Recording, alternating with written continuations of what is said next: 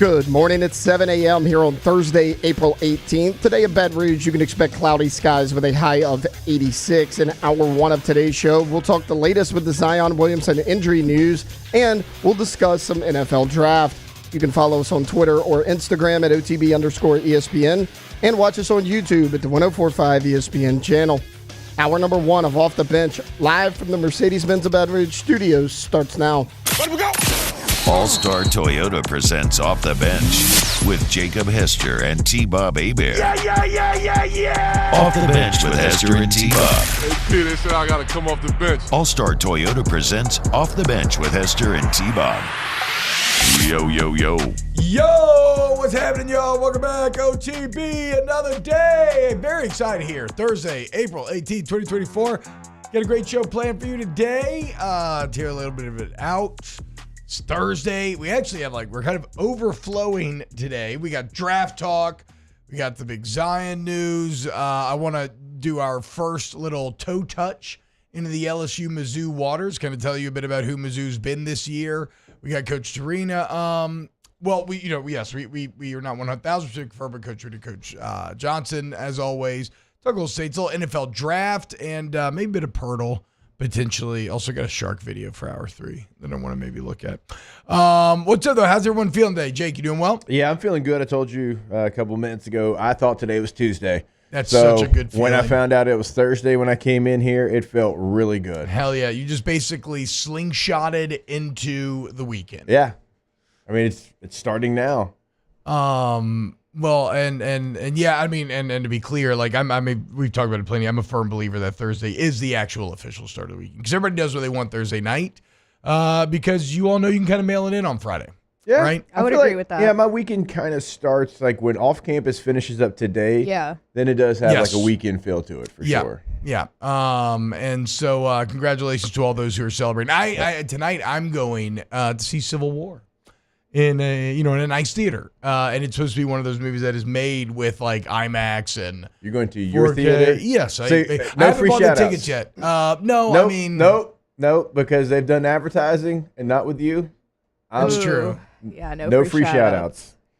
But doesn't it become a moral responsibility at a certain point for me to try to lead people to the most technologically advanced theater in the city? Nope, I don't think so because they've done advertisements without you, and you have given them so much love on these airwaves. You're right. It's the principle. Yeah. Well, exactly, but I'm also making a principled argument. It's a principle, the fact that I want people to experience movies with a sound system unlike anything they've ever heard before. Do it exactly like that. Give the good teaser, and they're like, man, I wonder what it is. And then the movie theater in question is going to be like, if only people knew that T-Bob was talking about us. Right. Sponsorship and they'll sponsor you. Yeah. That's actually genius, Taylor. Look, you know what? I'm a smart enough man to recognize the take of the room, and maybe when you got to re-examine your own take because you're at odds with everyone else, and therefore I think you're all right. But yes, I'm excited, so I will not name the theater, but I am excited to go and to see Civil War tonight. I'm super pumped. So it's really good, and I can't wait to watch Jesse Plemons act in another movie. Alondra, how are we feeling today? Yeah, I feel great. I was telling y'all also before we went on that my friend is coming into town today, so it really is the weekend for me. Hell yes. Yeah. Cannot wait to see what form you're in tomorrow. Chances are you're going to be needing that champagne by hour 3, little hair of the dog. I actually told her, let's have a chill early dinner because I have to work on Friday. I always say that, and then I was about to say, chill. See, at a certain point, you'll learn to start being honest with yourself. I know. And chill early dinner just means more time for drinks. Oh, 100%. That happened on my birthday. It's going to be, actually, I don't know about the weather. I'm guessing it's probably going to be nice. Weather's been so great lately. You're going to get a drink around 6. Yeah. Let's just have one. And then actually, I was thinking 5, so yeah. Even better. Happy hour pricing. Yeah, I know. And that first drink's just going to hit so good.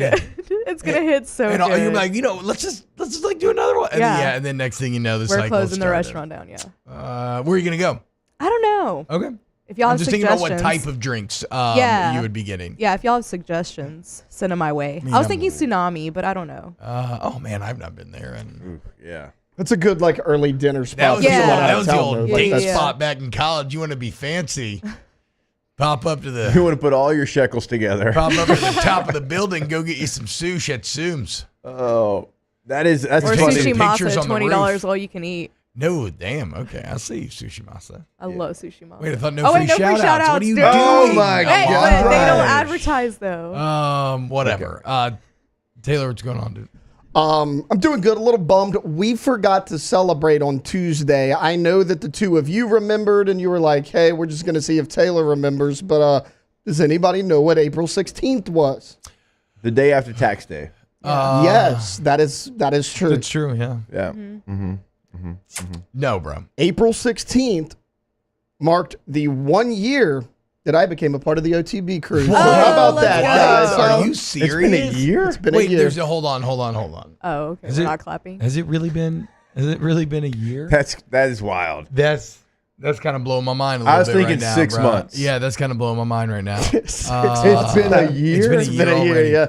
Well, because I got back from my honeymoon like first week of April. I was here for a week, then Danny left, and I moved Bro, right over. I so, yeah. really feel like now more than ever, I am just hurtling towards my death. Yes.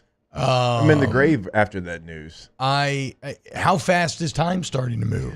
God. I don't know what the name for this is, but this freaks me out and has freaked me out for years and years. The idea that the more time you experience, the faster you then experience time, right? So like when you're 5 minutes old, 1 minute, that's 6th minute, that's 20% of your life, right? Yeah. So in theory, that feels like a much longer time. Well, so the more time we gobble up, it's like we literally just hyper accelerate towards death. Yeah. And that feels like it right there. And there's certain things that Nothing trigger like- different A year, feelings. a calendar year. Morning existentialism. Like I love it. like we've been doing this show together for 3 years, and okay, that doesn't seem too crazy. Him being here a year, Wait, we've only been doing this show for 3 years, me and I you? think together, yeah. Oh, wow. I thought that we were up to like 5. Okay, that makes me feel a little better then. Then I feel like we're a bit opposite. I'll make y'all feel even better. I've been here February, March, only like 3 months. Okay. I feel like I've been here forever. Yeah, okay.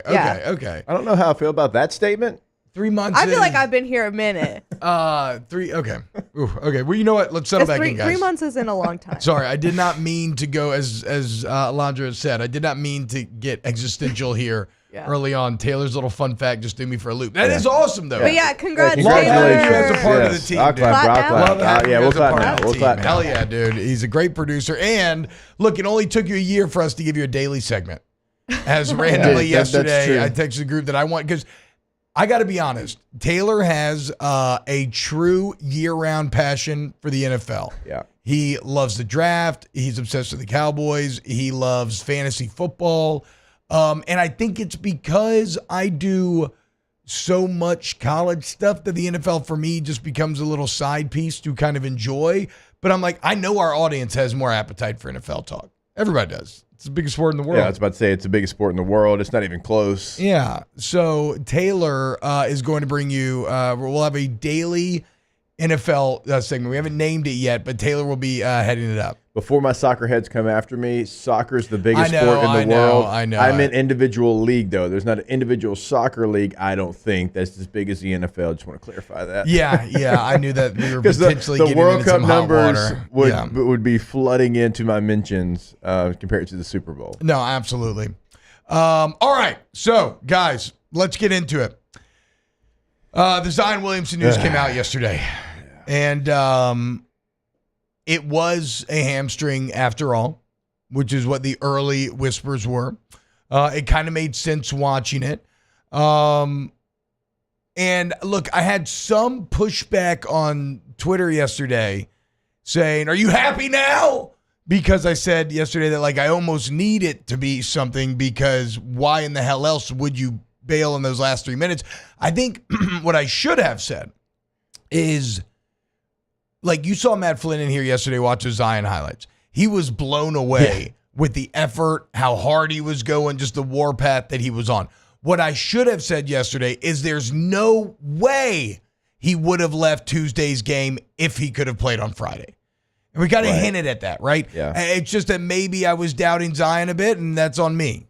Doubting his toughness and whatnot, when I don't know that he's...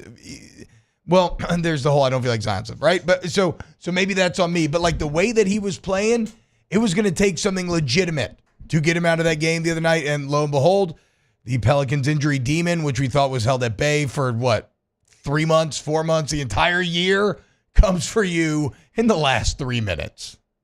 Of a game that you're dominating more than you've ever dominated a game before in your NBA career. Yeah. 40 points. They don't have a plan for you. They tried multiple people, didn't matter. They tried LeBron, they tried AD, they tried so many different people. It didn't matter because you were going to get yours. Like that's what makes it so Pelicans. Yeah. Is the fact that it came in that moment when you tied the game up and the momentum was yours. You had taken the game back. You were down 18 at one point? You're down 18 in the third. It was awful. And you come back. I really had lost the faith. Gosh, completely. and you come back and it's because of Zion. Yeah. And for him to go down when the game was tied with everything going your way, like that is so Pelicans. And then again, AD is the one that hits the free throws to seal the game for them. I mean, I just don't know what it is. I don't know what they did. I don't know why we have to go through this. And then now you're playing a team that you've dominated all regular season. You 5-0'd them, and you're going to be without your star player. Yeah, bro. We the Pelicans, were like Russell Crowe in that last fight in Gladiator. We've been pre-stabbed. We've been pre-stabbed in a fight that we absolutely should win, and yet here we sit, and we're secretly bleeding out as we have to enter the arena once more against this team that we've already defeated so many times. Yeah. How did a it team make with you a feel? score to settle, who's fresh off a very momentum-gaining win, eliminating the former greats. And again, that's like a rival for them, too. Yes, true. I didn't even think about so that. like Yes. they get extra juice from that. When you read will be reevaluated in a couple of weeks. Well, I mean, look, I think it's a legitimate hamstring injury. No, I do too. But Yeah. like like whatever you do, even if you win. Oh, yeah, that there's no playoffs. Yeah. I mean, I don't think he's going to be in whatever the first series is. Hell certainly. no. I think playoffs are. Yeah. I guess that's why I never even entertained it. Yeah. Right? Like I knew when this news came out that was, you might as well read season ending. Yeah. Which, is a massive bummer. It's a massive bummer. And it is Shakespearean in all the ways that we said yesterday. As Jake's kind of talking about it, you would struggle to sit down and write a more bitter way for this to go down, how it's gone down in the end. I mean, and not only just in terms of the characters at play and what happened, but even, Jake, the nature of the injury. It is the exact thing that all the haters have been saying, right? The exact thing that you are most anxious about is this idea of, is his body so freakish and so powerful that it's too powerful for its own good? Like, that's exactly what this injury is. And so if you were insecure about that stuff before, you are now, all this does is it took your most insecure point and then somebody made fun of you for it. This cuts very deep in front of everybody in the auditorium. Yes. Yes, that's a great point. In front of everybody watching, in the school, parents, everybody's there, and the thing you feel worst about just got reinforced. That is, and the Lakers are Derek up there lip physical. singing "Ice Ice Baby." You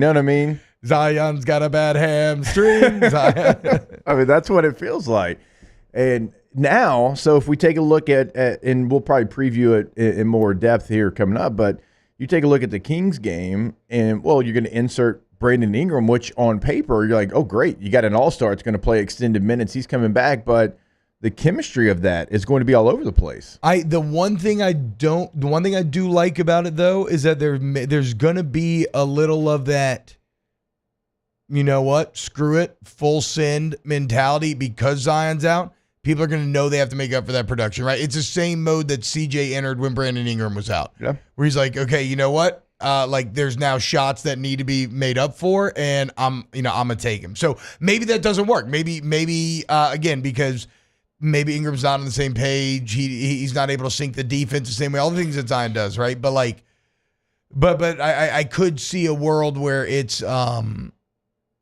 whatever. I guess more what I'm getting at is like, I still don't feel awful about Brandon Ingram in that situation. I know last game was rough, but now at least maybe he can too have more of like a takeover mindset because he doesn't have to worry about kind of keeping things as they were. Like, you go for broke.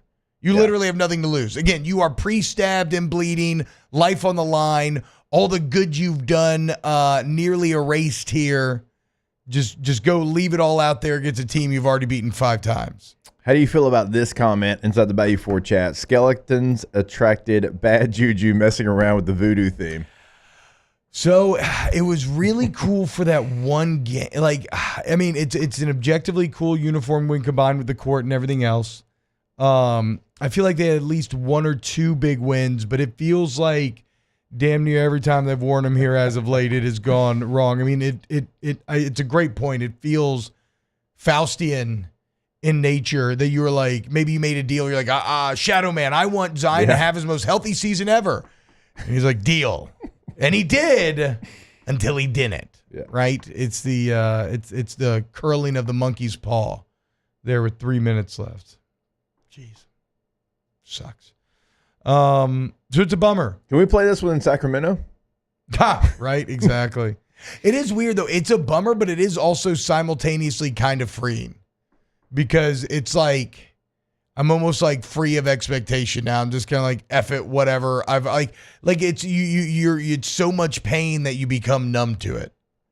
Yeah. But I'll say this, as someone who's new to the Pelicans, over the last, 2 years or so, I would put, if they lose this and don't at least have a playoff series, I would put this, me personally, in one of my most disappointing seasons. Absolutely. Of a team that I've covered, liked, watched, whatever. No, after that incredible late season road trip, and then you're staring down that home stand, and then even getting into things like the Spurs loss at the end at home, which was inexcusable. I mean, closing the season right now in 6 straight losses, dropping back-to-back to the Lakers, damn near still getting the 6th seed, but then the Suns even winning by 1 against the Kings to stop you from getting it. I mean, Jake, it is the only way to describe this is a collapse, unfortunately. Now, I think I'll still be willing to have level-headed conversations about how this season was an improvement overall, and I still like the direction of the franchise.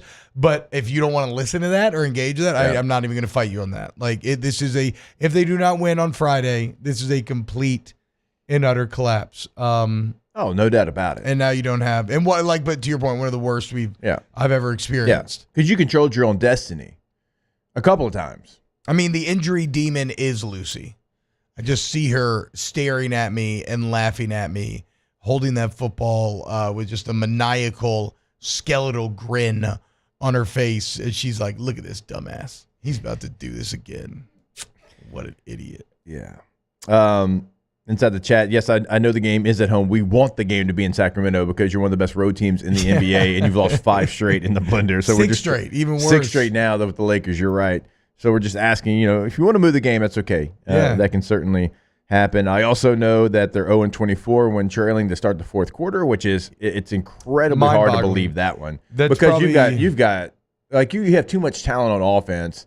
You're too good from beyond the arc not to have a comeback. Yeah, that is got to be priority number 1 for Willie Green this offseason is figuring out how did that become a stat and how do we fix that. And we've mentioned, I mean, they have been some of the worst, one of the worst crunch time offenses in the NBA over the course of the season. So that's a key area to work on. Situational basketball. All right, when we get back, let's move on from the Pelicans for a bit. Let's get into some NFL draft talk. Keep it locked right here on Off the Bench. Off the Bench with Hester and T-Bob. ESPN Baton Rouge, New Orleans, Alexandria, and 1130 The Tiger. Go to All-Star Toyota Baton Rouge, All-Star Toyota of BatonRouge.com. Go to All-Star Toyota. Look, the website is a great resource for starting your car buying journey, whether it's going to be new, Toyota certified used vehicle, or just need a rent. You go see them up at Airline in Goodwood, though, and meet with the live and local sales team and see what they have right there on the grounds for you. They can always custom order you whatever you want. And remember, if you are in need of a body shop or a quick service, all makes and models welcome at All-Star. So just bring it in today. You can schedule online, allstartoyotabatonrouge.com. Go to the website today to find your vehicle if you want to buy new, if you want to lease, or if you're just looking to rent. They've got you covered in the rental department. Everything's available, not just like 3 choices, 4 choices. You won't find that anywhere else because everything is available. Midsize SUV, multiple options, hybrids, sedans, multiple options. Even with a truck, you have multiple options. Minivan as well. Full-size SUV. As you can tell, everything is available, so check those out on their website, allstartoyotabatonrouge.com. In times of need, get a full list of phone numbers, websites, and other important emergency information on the Demco Stormwatch page at 1045ESPN.com. There it is, the extra mile, on the border of expected and extraordinary for those willing to go further, like vans customized for work or play, with safety and tech to keep you connected. Supported by a 5-star sales, service, and finance team. And backed by the 1-star you know. So go the extra mile. It's never crowded because so few have what it takes to go there. Mercedes-Benz Vans. Gulf Coast Office Products is a nationally recognized Savin office equipment dealer based right here in Louisiana. Over 100 employees strong, Gulf Coast has the boots on the ground to support all vertical markets from education, engineering, legal, and finance. With the latest in office technology from desktop to production segment units, Gulf Coast and Savin have the perfect fit for you. Call 225-756-2644. That's 756-2644 for Gulf Coast Office Products. I've been doing business with Luba for 25 years. They're dependable, trustworthy. It's just the attention to detail with our clients. Our folks have years and years of experience. They're highly trained professionals, but many companies have that asset. What I'd like to think makes Luba a bit different is that we use those talents in a way that truly is dedicated to serving the needs of the folks who depend on us.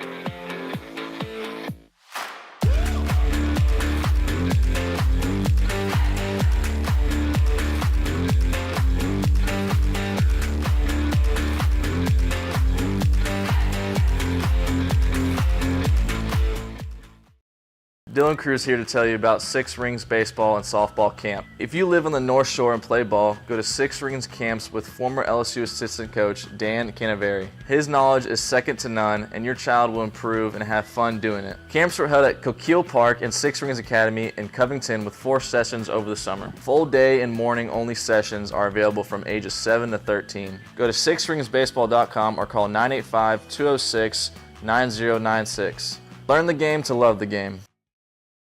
Breck teamed up to reimagine your parks, and you imagined big.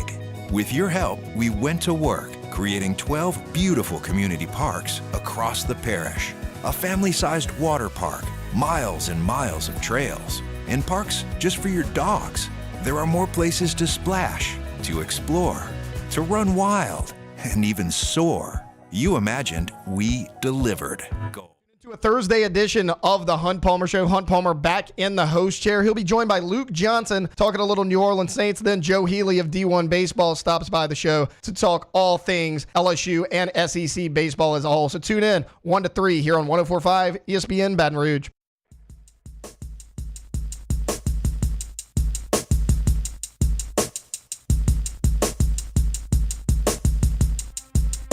All-Star Toyota presents Off the Bench with Hester and T-Bob. ESPN Baton Rouge, New Orleans, Alexandria, and 1130 The Tiger. Mark your calendar and invite your friends as we celebrate the NFL Draft in Style with the Boudreaux's Electric ESPN Baton Rouge Draft Party live from Don Juan Cigar Bar and exclusively on the 104.5 ESPN YouTube channel.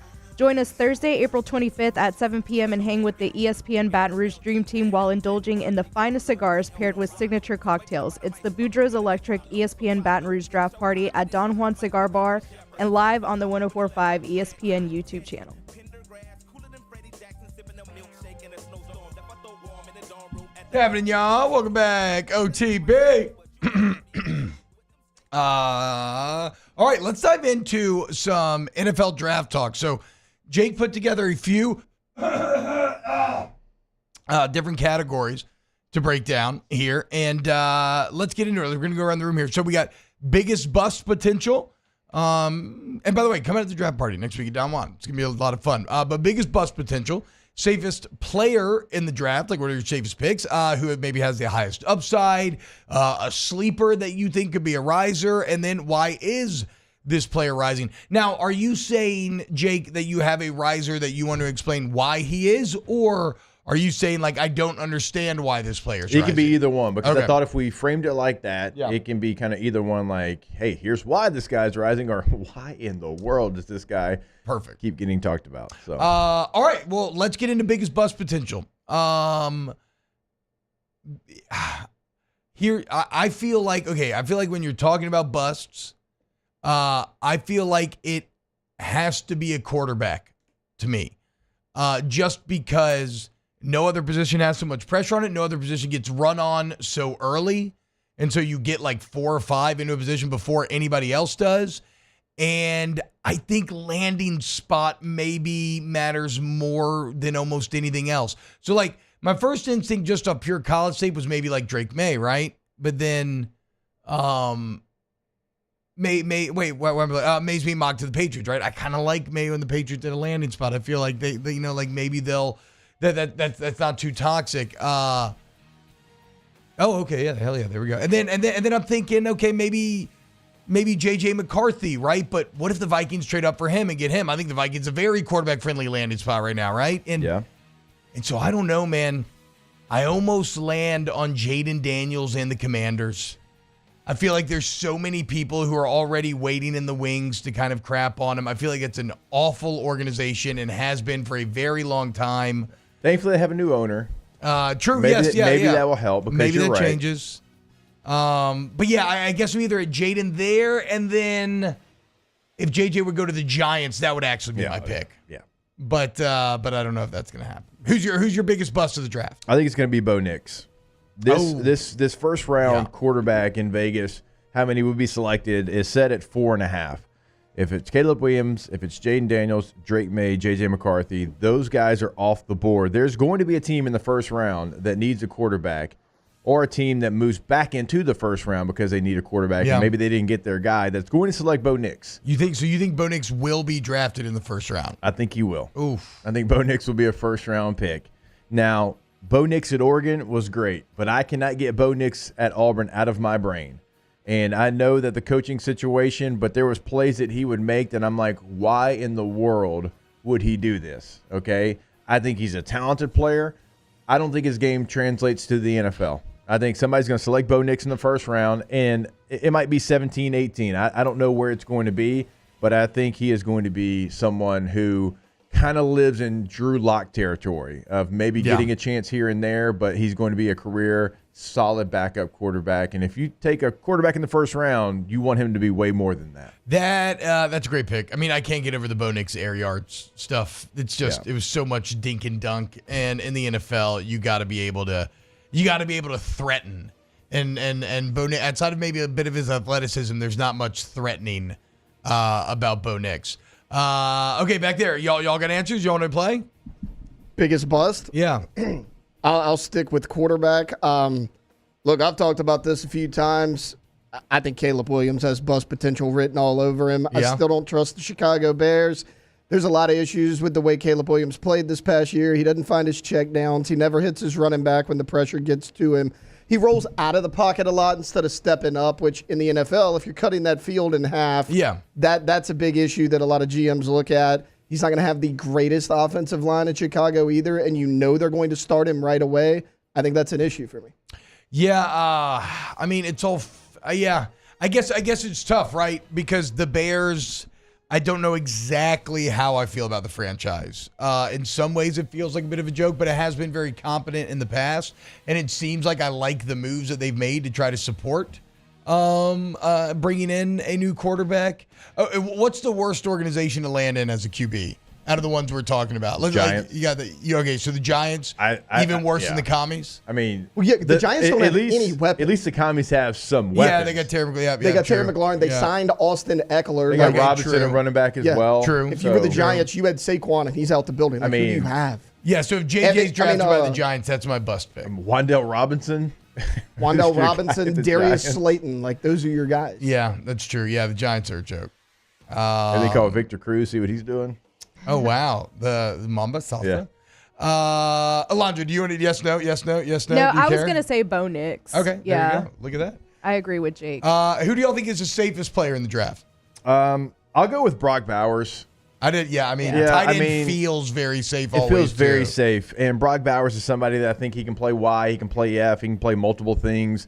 I think he fits into multiple offenses. Yeah. I think even if you have a bad quarterback, you can find a tight end and a check down and intermediate routes.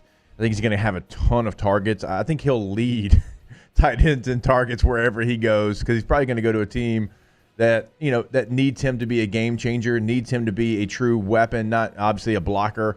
Brock Bowers feels safe. I know he had the high ankle sprain. That's not an injury that's going to make me worry about his injury history. That's just a high ankle sprain.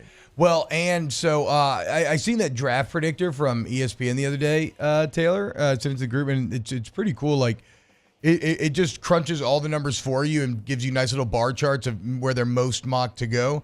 And for Bowers, it is pretty heavily Jets at 10. And if you have Aaron Rodgers, and yes, the Jets are a joke, but if you have Aaron Rodgers is going to find a good tight end. Yes. And Bowers should be able to get open early on. See, I think he is. Yeah, what about Dallas Turner? I had Brock Bowers or Dallas Turner. Ooh, edge rusher's risky. I would say I did right here also, but rushing the passer is a pretty significant jump in the NFL compared to college. It's definitely harder than I think than trying to translate as a tight end. I mean, explosive player, I expect him to be good. Leatu Latu, if I'm going like edge rushers, maybe, because his ceiling's not as high as Dallas Turner. But if we're going like safe and I want an edge rusher, the only thing that the injury history there is the only thing that maybe feels a bit unsafe. So a couple doctors told him he couldn't play football ever again. I don't know why that would make you worry. Actually incredible. Good on Leatu for putting himself in this position. All right, Taylor Lodge, give you your answers, and we'll go to break and pick this up on the other side. Safest for me, I'm going Malik Neighbors. I mean, what can Malik Neighbors not do? He can line up inside. He can line up outside. I think he's the best route runner in this entire class as far as first-round receivers go. We know how good his hands are. I mean, we saw the vertical. We saw the 40. He played in an explosive offense, and he's played, in big-time moments and stepped up in those moments. He made the plays against Texas A&M to win those games. You were like, coming into this season, you're like, hey, can he be the bona fide one? He proved that in a big way. I mean, I don't see a weakness in Malik Neighbors' game. The only reason I didn't put Malik in this category for me, the Giants.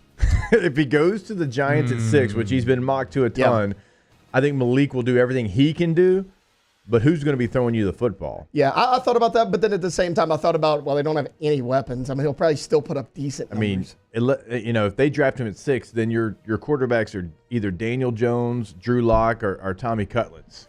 Tell your Chargers to pick him at 5, which on the ESPN draft predictor is the one that he's getting most picked at. If they select at 5, I think he will. Yeah, but they'll probably trade back. Yeah, and this doesn't account for that. Alondra, you got one? Mm-mm. Okay, let's go to break, and when we get back, we'll still get the highest upside sleeper picks, and then why is this player rising? Keep it locked right here on Off the Bench. Off the Bench with Hester and T-Bob. KTOZblinds.com. That's the website for K to Z window coverings. KTOZ Blinds. Okay. You need somebody who's going to bring your home to the next level. That's K to Z. And it's both from a functional and aesthetic standpoint, right? You get beautiful new drapes. Like, nothing makes a room pop. Like the drapes, blinds, whatever the case may be, if you really want to class it up.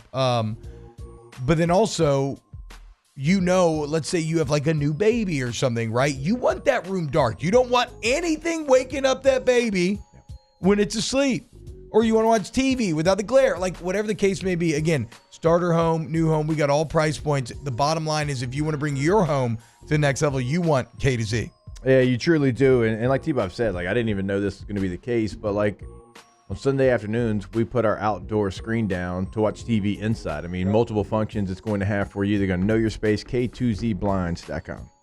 Our listeners fire off their opinions on the jimsfirearms.net hotline at 499-1045. Keep listening for your next chance to shoot us your thoughts with the jimsfirearms.net hotline on 1045 ESPN Baton Rouge. Bayou Chrysler Dodge Jeep Ram is taking $11,000 off the new 23 Dodge Charger. We're open for business in our beautiful new showroom and taking $11,000 off the powerful new Charger. All new Bayou vehicles come with a 1 million mile warranty. The crew at Bayou Automotive is going to do right by you.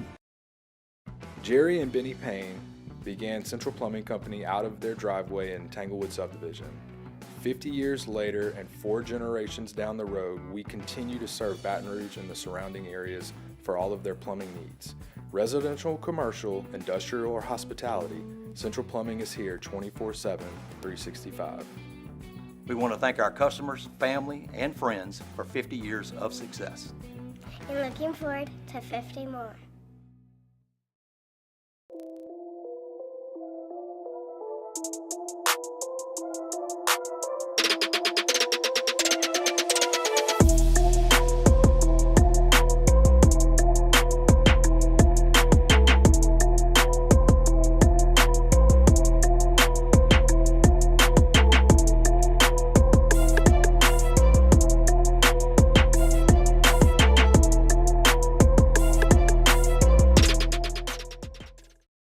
Yo, Jake here from my friends over at Community Steel Company located in Gonzales, Louisiana. The local place you can turn to for all of your metal building needs. Notice I said local, not Houston, not Dallas, not Atlanta, but right here in Gonzales. Visit them at their brand new state-of-the-art website at communitysteelco.com or pick up the phone and give them a call today to answer all of your questions on your metal buildings, roofing and sheet metal, and any other steel needs you or your business need at 225-647-2020. There it is, the extra mile, on the border of expected and extraordinary, for those willing to go further, like vans customized for work or play, with safety and tech to keep you connected, supported by a 5-star sales, service, and finance team, and backed by the 1-star you know. So go the extra mile. It's never crowded, because so few have what it takes to go there. Mercedes-Benz Vans. Power up your next project with John Deere Deals by Sunshine. Whether you're working hard or playing hard, our knowledgeable team will help you find the right product for you. Ask us about our amazing tractor package promotions. Learn more about what it means to be powered by Sunshine at sunequip.com.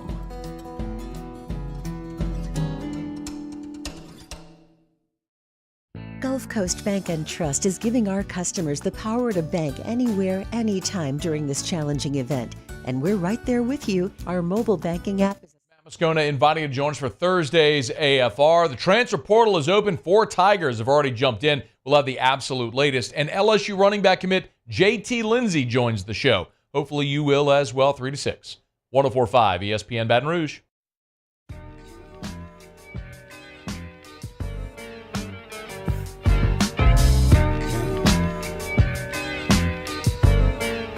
All-Star Toyota presents Off the Bench with Hester and T-Bob. ESPN Baton Rouge, New Orleans, Alexandria, and 1130 The Tiger.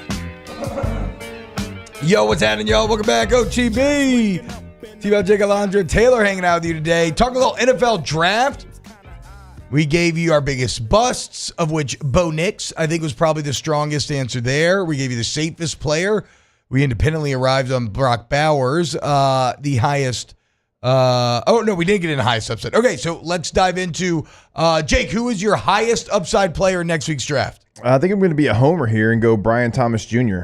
I think there's still some untapped potential in Brian Thomas Jr.'s game. I think he was incredible this year for LSU. He led the country in touchdown receptions, but I still think there's more in there. Yeah, I think he played alongside Malik Neighbors, but Malik Neighbors was the one. Mm-hmm. And Brian Thomas Jr., I think was a top 5 receiver in the NCAA. He just so happened to play with what I think is the best receiver in the NCAA last year. He's going to go to a team where he's going to be probably the number 1, or at least he's going to be a focal part, I think, of the offense, depending on where he goes. Like if he went to the Saints at 14, which I don't think he's going to, like it would still be Olave and then Brian Thomas Jr., but I think there's going to be a spot that he goes to where he's got the opportunity to be the number 1 receiver in that offense, and I think that he's somebody that he could be like top 15 NFL receiver conversation Eventually, you mean, or like you think, like maybe even statistically here in his first season? I think like within 2 years. Yeah,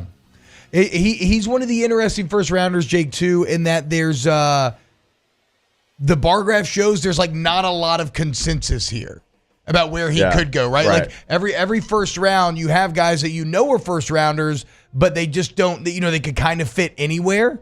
And I think that would speak to a high upside player. He would work in a lot of different situations. Second fastest 40 at the receiver position with his 4.33 being almost 6'4", 210 pounds. Insane. That's the thing. Yeah, and like you're kind of getting at, alluded to here, kind of raw still feeling in some ways, like can develop more. Yeah, don't mean that disrespectful. I think that's a good thing. I think there's things that he can still even get even better at, like, and more polished. And when he gets into the NFL, I think we could see an even better version of him than we saw in college. I had my highest upside as Malik Neighbors, and it was really for all the same reasons that Taylor had it for safest in the draft. I just viewed it as a different way because I think he will work anywhere, and I think and again, the thing about Malik that I like more than any of the physical stuff, he's got that dog in him. That he does. He's got he's got that mental drive that is, I think, one of the big separating factors when it comes to look at that on SportsCenter right now, an entire Malik Neighbors Meet the segment, new neighbors. getting teased coming out of commercial. It's big time. But again, yeah, like he has that drive, Jake, that I think becomes one of the separating factors when you're talking about who makes it in pro football and who doesn't. I do too. I've never seen a player, you've heard me say this 1,000 times, have a plan for what he's going to do with the football as soon as he catches it, like Malik Neighbors. Yeah.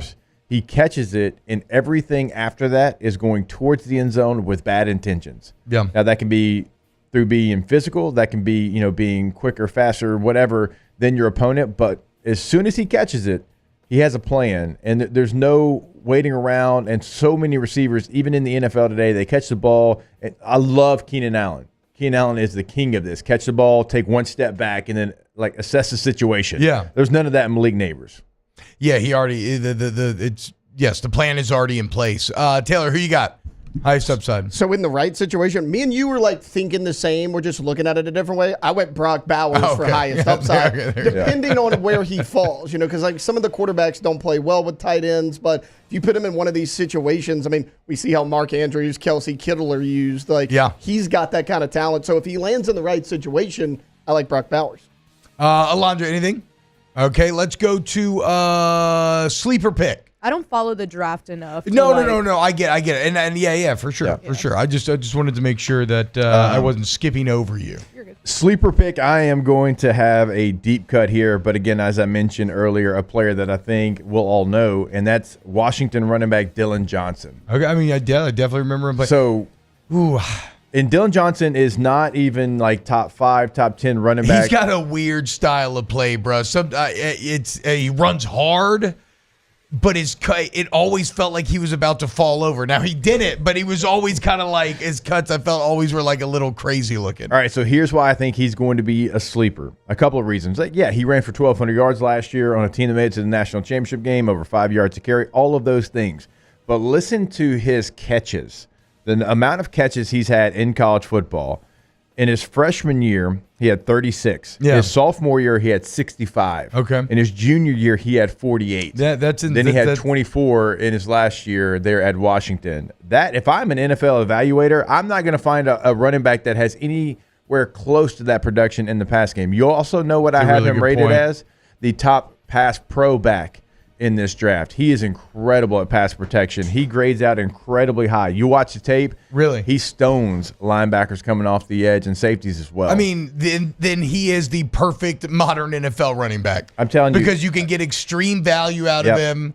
He can run the ball well enough, catch the ball out of the backfield, protect the quarterback, and you can probably get him in what round, do you think? I think you get him in the 4th. Wow. Maybe even 5th. Yeah. And I truly think, and his running ability is enough. Yeah. Where the other stuff is just flashing at me, and I can't deny it. And so because he can catch the football, I know he can protect the quarterback. And look, he's 220 pounds. I mean, he can be a downhill guy. Like, you're right. It is not the smoothest runner by any means, but in the right system, it worked. He can get it done. I'm trying to – I mean, he didn't have a ton of carries either. 51, 89, 89 before he had his big year where he had 233. So there's still a lot of tread left on the tires as well. And we saw when Washington didn't have him because of the high ankle sprain in that national championship game, it did look it looked a way little worse. bit different. Even him, like there was carries where normally he would have gotten into the gap where he was like a step late and it closed up quickly because of how good Michigan was defensively. So it's a deep cut. Yeah, watch the 2 Oregon games. Yes. He was great in those when he was healthy. No, that's a great pick, and it's so thoughtful, and it's completely at odds with mine, which is lazy, in that it's Cooper DeJean because he's a white corner. And what could be a bigger sleeper than a white corner when we haven't seen one in 24 years? And he might get drafted in the first round. That's incredible. I mean, that's a real insane outlier. When you think, how rare is it to not see something in sports? Yeah. I mean, Seahorn was what, like 99, 2000? You think Jason Seahorn's happy or sad about this? I think he had a long enough run where he can be happy about it. I think so. Because he's like pumped up, like, finally. Yeah. But then also like much respect to him for being the last to do it for like, damn near quarter of a century. I mean, you had Dustin Fox, who was from Ohio State. He had a little bit of run, but it was kind of around the same time that Seahorn was in the NFL. No first round pick though. Yeah. I mean, first round pick. That's crazy. He's another one of those guys, kind of like Brian Thomas. I think could go a lot of different places as well. All right, let's go to break. When we get back, wrap it up. Hour 1 of OTB. Kicking off with Bet Torino. Hour 2. Keep it locked. Off the bench with Hester and T-Bob. Community Steel Company, CommunitySteelCo.com. CommunitySteelCo.com. You need real steel, purlin, tubing, sheet metal, steel accessories, trim. I love trim. It's all there for you. I think they can tell. In Gonzales. Okay. Loves the trim. They buy the steel directly from the wholesaler, and then they manufacture it all there right there on site. So no middleman jacking up the prices for you on the back end. You do the live and local sales team. They're disrupting the steel industry. See it for yourself. Community Steel Company, CommunitySteelCo.com. Even though it's only 7:46, they've already been in the shop for 46 minutes. Well, they've probably been in there longer, but they've been open for 46 minutes, and you can go see them today in Gonzales, Louisiana. When you go to that website, CommunitySteelCo.com, top right corner of the site, click on Community Steel. They'll show you exactly where they're located. Go see them right now. If you can't get there today, pick up the phone, give them a call, 225-647-2020. In times of need, get a full list of phone numbers, websites, and other important emergency information on the Demco Stormwatch page at 1045ESPN.com.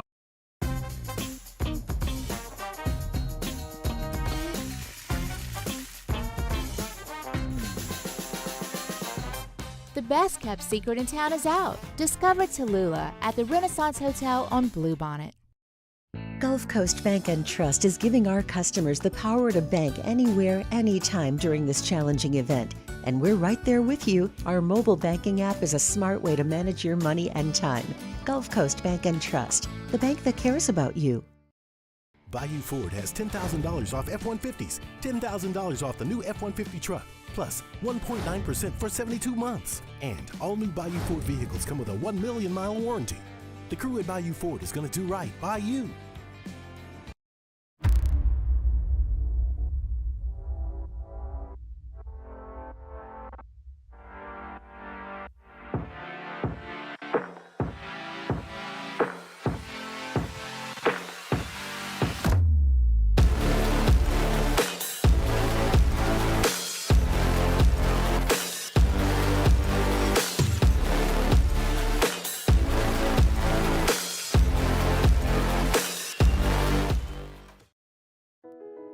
I've been doing business with Luba for 25 years. They're dependable, trustworthy. It's just the attention to detail with our clients. Our folks have years and years of experience. They're highly trained professionals, but many companies have that asset. What I'd like to think makes Luba a bit different is that we use those talents in a way that truly is dedicated to serving the needs of the folks who depend on us.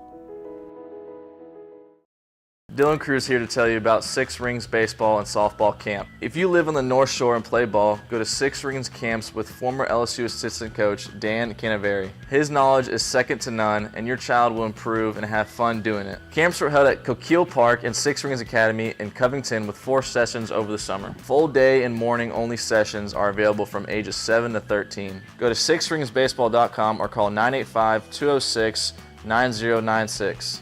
Learn the game to love the game. Breck teamed up to reimagine your parks, and you imagined big.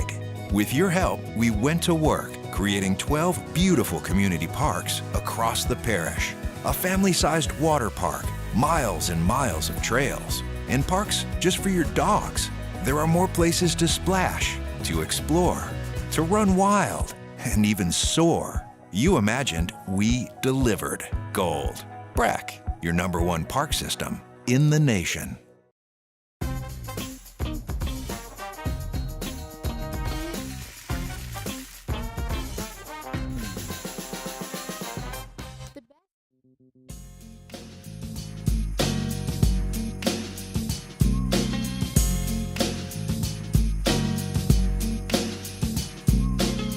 All-Star Toyota presents Off the Bench with Hester and T-Bob. ESPN Baton Rouge, New Orleans, Alexandria, and 1130 The Tiger. With so much drama in the LBC. Ryan Burge says, I didn't know a white quarterback was such a unicorn. News to me. E. Goddard says, quick, name a current white quarterback in the NFL. Nyquilus. I was about to say, name one. Trey White. Trey White. That's a good joke. Technically true. Denver. Isn't there an Iowa guy? Riley Moss. Riley Moss. He actually got the drafted mustache. last year. Yeah, but where did he play ball? Iowa. Yeah, I mean, no. British John, yep. Wait, but isn't he on a P squad? Did he make a he roster? got injured reserve. Oh, okay. He got drafted second round, maybe, actually? like decently high, maybe third. A couple years ago, Washington had Troy Apke, but I think they want to move him to safety. Okay, yeah. Riley Moss went 3rd round, 83rd. Okay, bro. I see. Yeah. Pretty strong there. If you move to safety, that don't count. Yeah. Don't count. No, you does not count. We've had plenty of great white safeties. That ain't that ain't anything. Yeah. That ain't nothing. Shout out, by the way, Eric fact, Weddle, E-Dub, getting to the Senior Bowl Hall I was of going to Fame. say, in fact, though, there is a the kind of throwed off white safety is actually one of the football archetypes. Yeah. Like every team has one. It's actually not rare at all. It's one of like the core characters. If you're sitting down to write a football movie, you have to have him. And they're always a little crazy. They're definitely always a little crazy in the head. Yeah. Do we a lot of outdoorsmen too, I feel. Yeah, Stelts. They just love to hunt and stuff. Yeah, there's a story that one day we'll have Stelts come on and tell about how big of an outdoorsman he truly is. I mean, it's an incredible story that could still probably get him in trouble, so we'll save that for when he comes on. But I want to get to maybe why is this player rising? Yes. And it could be like because you don't understand it, or maybe you do understand it. And this one I understand, and that's Quinyon Mitchell from Toledo. Yep. You and I had a chance to see him at the Senior Bowl. This is a corner in it's a weak corner class. It is not very deep. And so Whoa. What are you trying to say about our guy? Exactly. So, I understand why he's rising because of that, if you have a need at corner.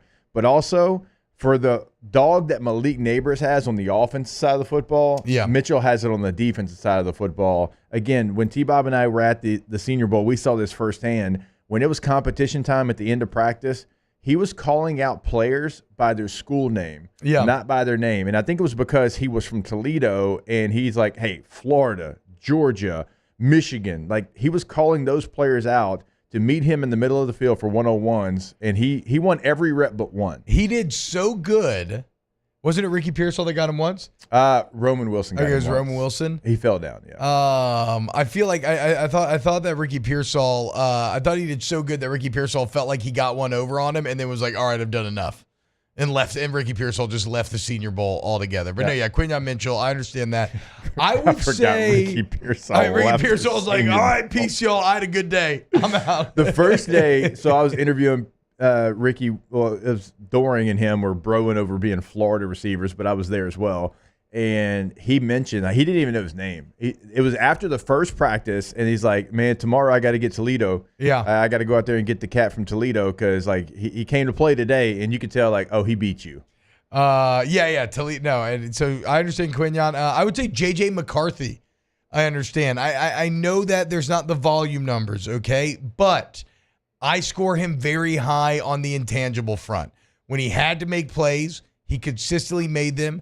He was hyper efficient. And this may sound dumb, but I go back to Harbaugh's quotes. Do you remember some of the crazy quotes Harbaugh had about McCarthy and just talking about how, like, look, this guy, and not talking about play, but leadership-wise, like, this guy's like a Patrick Mahomes, the way that he takes over that locker room. I'm thinking about him meditating before the game, right? I'm thinking about his relative youth. He is young to be as composed as he appeared to be during last year's national championship run. And if he lands in a spot like the Vikings, with a great offensive head coach, really good receivers, like, I actually understand why J.J. McCarthy, and also it's because you can say you understand because it's quarterback, and you know, there's no position more apt to rise. But that would be my answer there. Yeah, I like that one because, I mean, my comp for J.J. McCarthy is Kirk Cousins. Yeah. Like, he feels like he can have a Kirk Cousins type career, and if he goes to Minnesota, I mean, you don't even have to really change a whole lot because his skill set fits into that offense. I'm saying Alex Smith just because he brings a little bit of the legs. That plays as well. A little bit of the legs to You saying Kirk O'Chains can't run?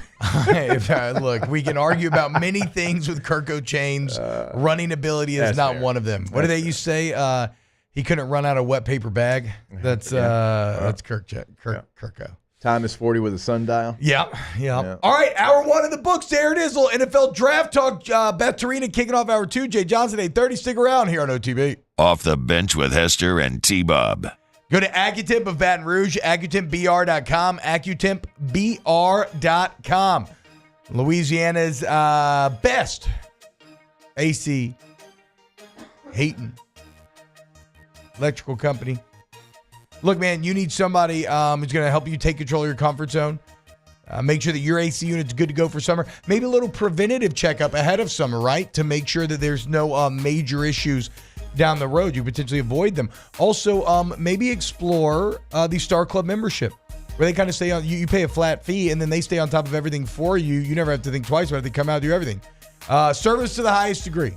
They live it, okay? AccuTemp Baton Rouge. I mean, AccuTemp, proud partner of LSU Athletics, and as I'm seeing these highlights here on SportsCenter, you know what? I don't hate the gold, white combination, but we'll talk about that later on. Talk about AccuTemp right now. Go check out the reviews, 5-star reviews all over the place. That's for a reason. AccuTempBR.com.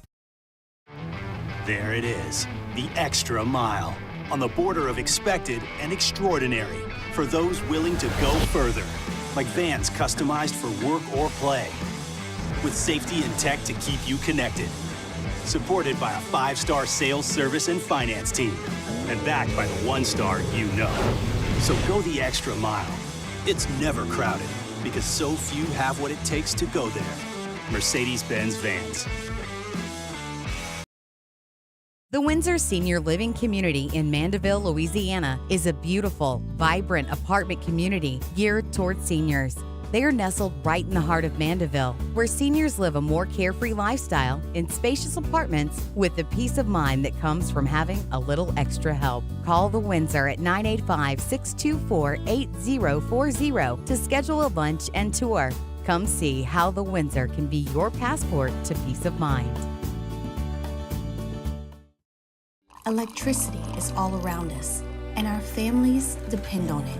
Every day is sparked by the power of a cold drink or a warm meal, a movie night, and a comforting light at the end of a dark hallway. From sunrise to sunset, playtime to bedtime, our team is ready to take care of your electrical needs. Even in the case of an after-hours emergency, the light in your life shines brighter with Mr. Electric. Yo, Jake here from my friends over at Community Steel Company located in Gonzales, Louisiana. The local place you can turn to for all of your metal building needs. Notice I said local, not Houston, not Dallas, not Atlanta, but right here in Gonzales. Visit them at their brand new state-of-the-art website at communitysteelco.com or pick up the phone and give them a call today to answer all of your questions on your metal buildings, roofing and sheet metal, and any other steel needs you or your business need at 225-647-2020. Hey, it's Matt Moscona. For years, you've heard me tell you about Insurance Network of Louisiana, helping you find better coverage for less money. But it's not just for your home and auto. They also offer commercial property. So, retail stores, professional offices like doctors, dentists, attorneys, clothing boutiques, Insurance Network of Louisiana can find you better coverage for less money. They service the entire state of Louisiana, and they're local. So call today at 293-0450 or lainsurance.net. Jerry and Benny Payne began Central Plumbing Company out of their driveway in Tanglewood subdivision. 50 years later and 4 generations down the road, we continue to serve Baton Rouge and the surrounding areas for all of their plumbing needs. Residential, commercial, industrial, or hospitality, Central Plumbing is here 24/7, 365. We want to thank our customers, family, and friends for 50 years of success. And looking forward to 50 more.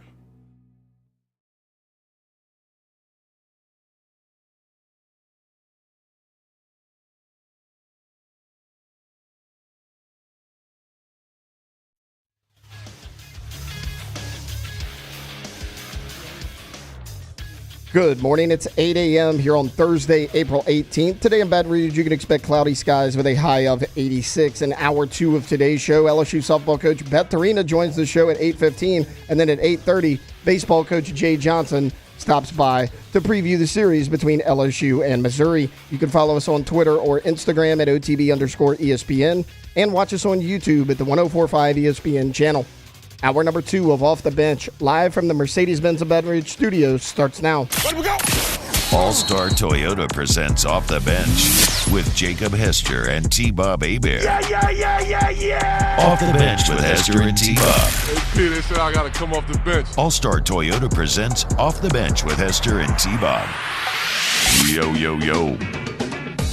Yo, what's happening, yo? I don't know. I don't know what's going on in my voice today, guys, okay? Hey, it's been a while since there you have said been that. no heaters lately. I did not drink it all the last couple days. I don't know what's happening. Maybe a little bit of allergies. Either way, I don't care. The only thing I do know is that one of the greatest times I've ever had in my life at a sporting event was last Friday with my family on the berm in Tiger Park.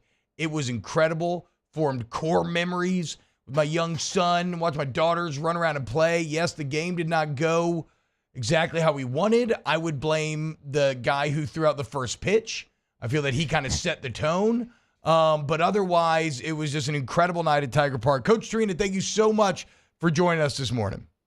It was fun having you out. I like waving to you up there on the berm like you were kind of the mayor out there owning the berm. You know, it was a good look. We had a very King of the Hill setup by the end where there were about 5 dads lined up drinking beer, heckling the opposing pitcher.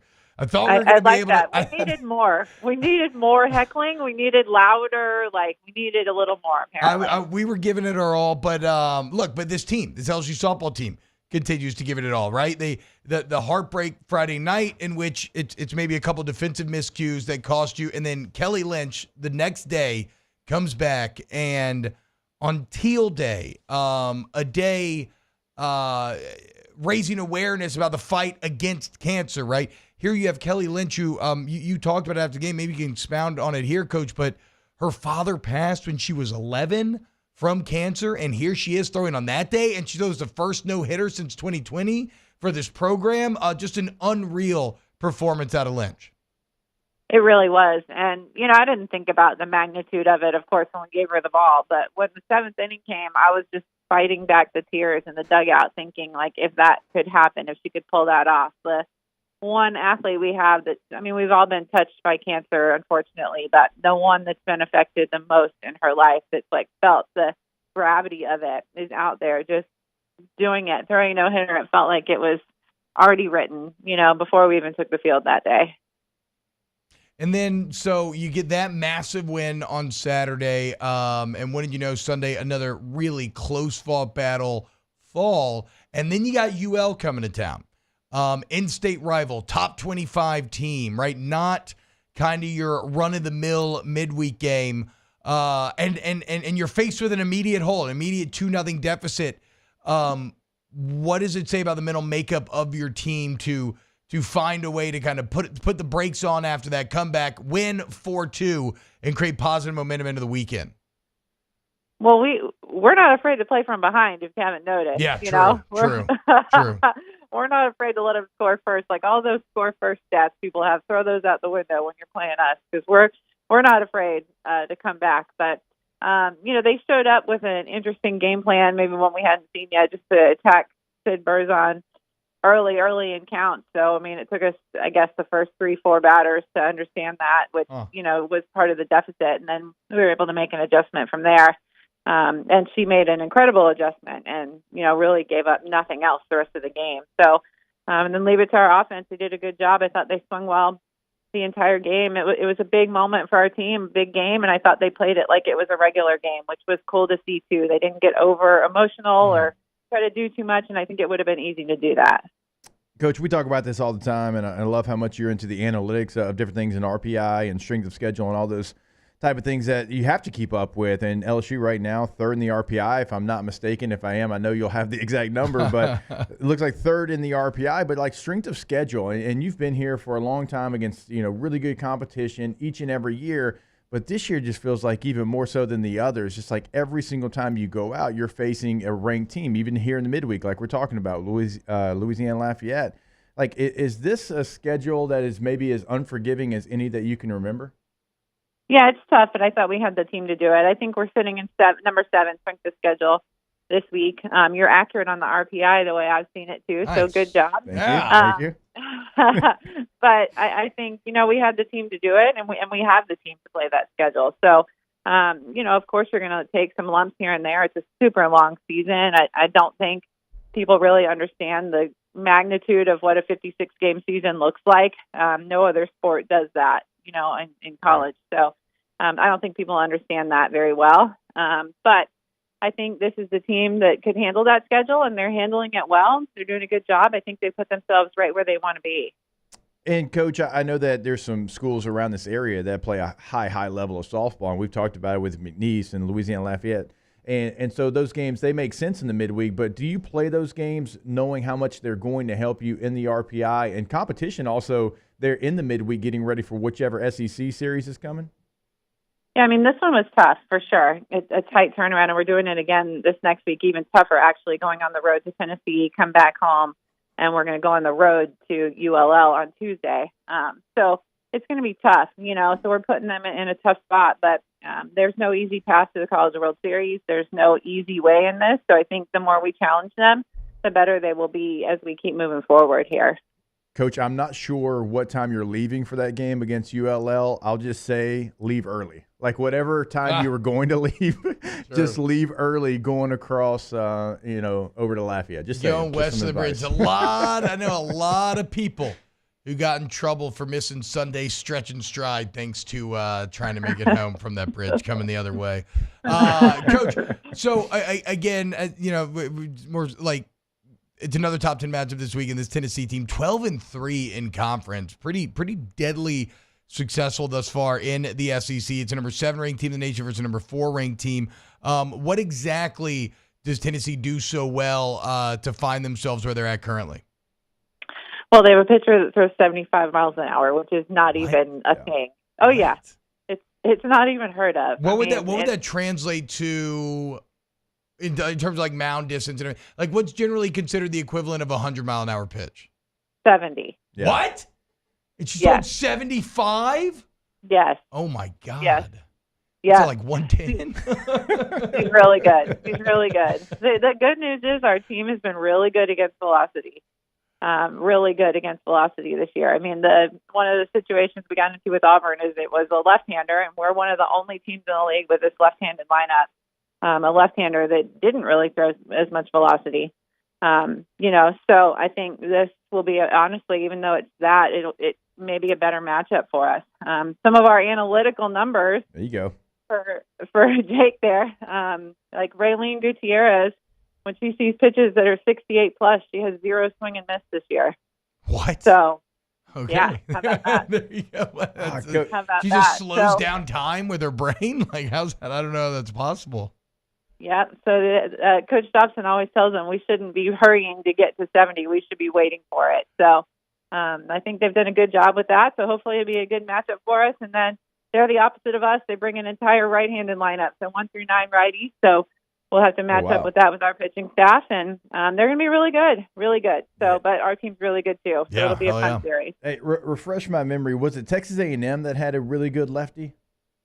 They did. They had a really good power lefty. Yep, they did. Yeah, and so like how rare is that? Because you mentioned like an all right-handed batting lineup. Like I feel like in softball that's incredibly rare. Yeah, it is. We haven't seen one like that this year, I don't think. Maybe, at least one or two lefties. But I think, we're kind of the oddity in the league. When we are scouting and things, we're trying to go through people's teams and find other left-handed hitters. And we sometimes have a hard time trying to find people that look like us just because we're so deep in left-handers in our lineup this year. As two lefties here on the set, Coach, we can appreciate your efforts to have as many left-handers as you possibly can. A couple of southpaws chopping it up. I can't say I intentionally did this, but here we are. So, here we are. Coach, thank you so much for joining us every Thursday. Best of luck coming up this weekend. Going to Knoxville. We'll be watching. And, just go kick some ass. Thank you. Thanks for the support, you guys. LSU head softball coach Beth Torina. Again, this SEC softball situation just absurdly crowded, absurdly good, and now, trying to maybe you can exact a little revenge for what happened in Lindsey Nelson last weekend, right? Go take a little series and get one back on that everything but a ring school. Tennessee is, if you're wondering where they're at in the RPI, they come in at number 9. Again, LSU number 3. Tennessee has been really good at home. They are 14-1 in their ballpark, and so it will be difficult. Now, LSU is a team that has been, much better at home. They're 25-4 at home, 6-4 on the road. But if you throw in the neutral, 25-4, and they dropped the twos to Auburn. It was crazy, bro. The close games. I think it was the Auburn and Ole Miss, the only losses. If I'm not mistaken, I think you lost all 4 of those games. Now, away from Tiger Park, you're 9-4 overall. So this will be a big series for them to try to overcome some of those numbers. Yeah, all you got to do is give Tennessee double the amount of losses they have on the season. That's not hard, right? All right, coming up next, I want to dive into a little LSU-Mizzou, start to dip our toe in the preview waters, and then we got Coach Jay Johnson coming up at 7:30. Keep it locked right here on Off the Bench. Off the Bench with Hester and T-Bob. ESPN Baton Rouge, New Orleans, Alexandria, and 1130 The Tiger. Get Gordon and get it done. Gordon McKernan Injury Attorneys, 225-888-8888. Listen up. If you're a 2024 high school senior, graduating senior, okay, you want to go to GordonGives.com. There you can find details on how you can enter to win one of 12 laptops being handed out to 12 seniors throughout the state, okay? So start college off with a free laptop. Sounds pretty great. Yes. From your friends at Gordon. But as always, you get in an accident, you need somebody who's going to stand up to the big insurance company, somebody who's going to fight for you, get you what you deserve. Don't let trucks bully you. I was walking through my daughter's school the other day, and a truck had some kid pushed up against a locker, and Gordon walked in, kind of like pumped at him a little bit, and that truck done drove off. Yeah. Said, suck it, nerd. Truck it, nerd. Get out of here. Oh, I like trucking. Yeah, get Gordon, get it done. Go to getgordon.com. That is the website. You can get a consultation set up. You can find everything they can do for you in the courtroom. Also on social media at Get Gordon's always going to be the handle. If you want to pick up the phone, your area code in Louisiana, followed by 888-8888. Our listeners fire off their opinions on the jimsfirearms.net hotline at 499-1045. Keep listening for your next chance to shoot us your thoughts with the jimsfirearms.net hotline on 1045 ESPN Baton Rouge. Brack teamed up to reimagine your parks, and you imagined big. With your help, we went to work, creating 12 beautiful community parks across the parish. A family-sized water park, miles and miles of trails, and parks just for your dogs. There are more places to splash, to explore, to run wild, and even soar. You imagined, we delivered. Gold. Brack, your #1 park system in the nation.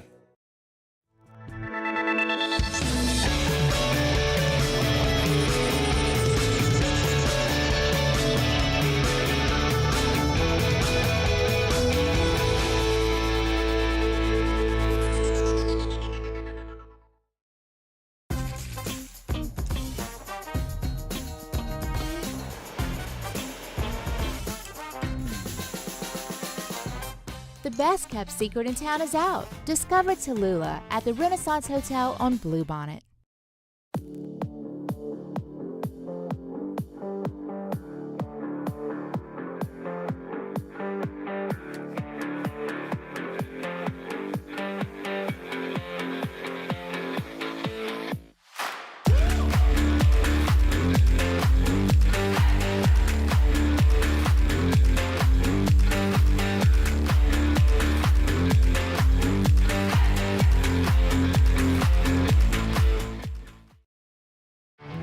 There it is, the extra mile, on the border of expected and extraordinary, for those willing to go further, like vans customized for work or play, with safety and tech to keep you connected. Supported by a 5-star sales, service, and finance team, and backed by the 1-star you know. So go the extra mile.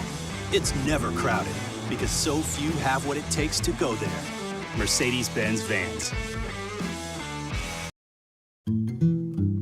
Power up your next project with John Deere Deals by Sunshine. Whether you're working hard or playing hard, our knowledgeable team will help you find the right product for you. Ask us about our amazing tractor package promotions. Learn more about what it means to be powered by sunshine at sunequip.com.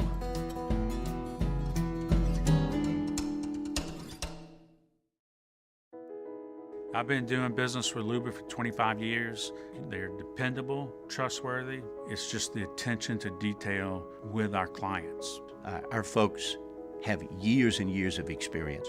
They're highly trained professionals, but many companies have that asset. What I'd like to think makes Luba a bit different is that we use those talents in a way that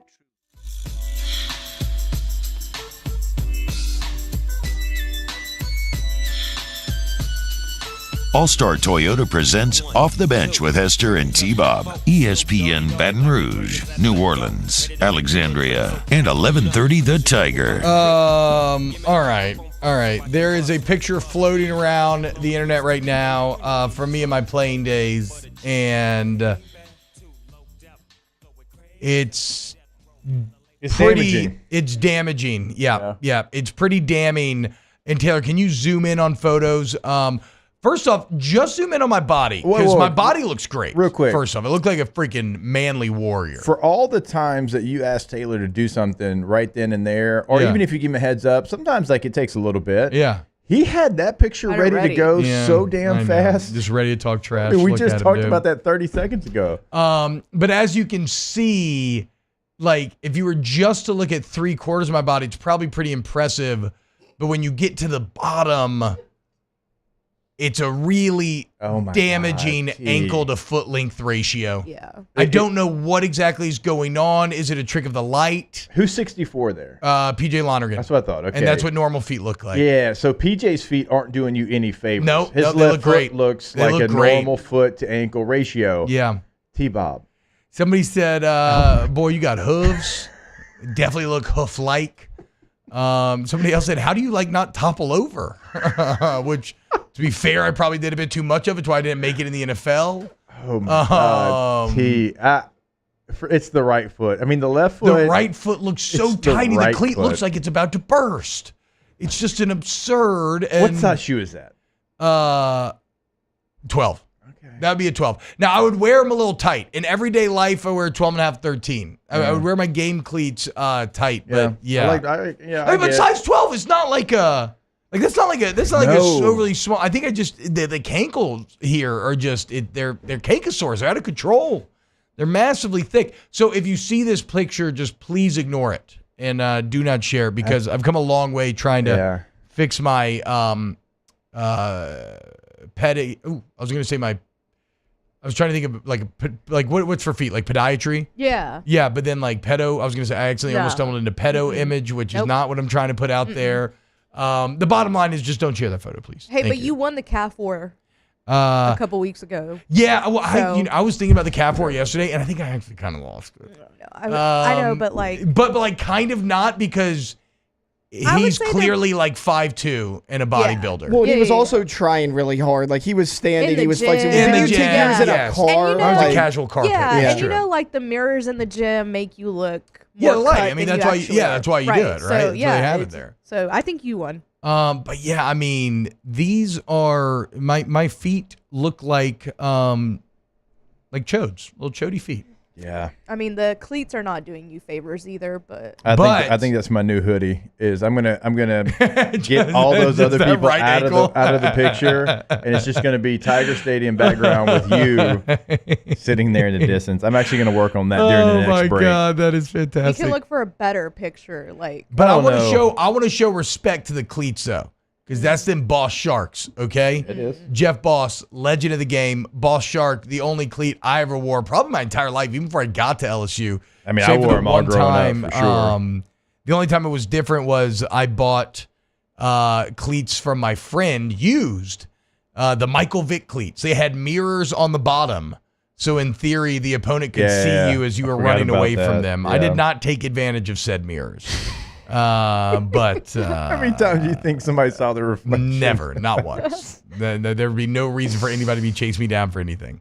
That said, Boss Sharks, love you, Jeff Boss, legend of the game, for sure. I like Will Blackwell's Why You Built Upside Down. Yeah. Will's very good at ripping. He thinks he's very funny. And Jake said somebody photoshopped Quad Bob's feet on. Yeah.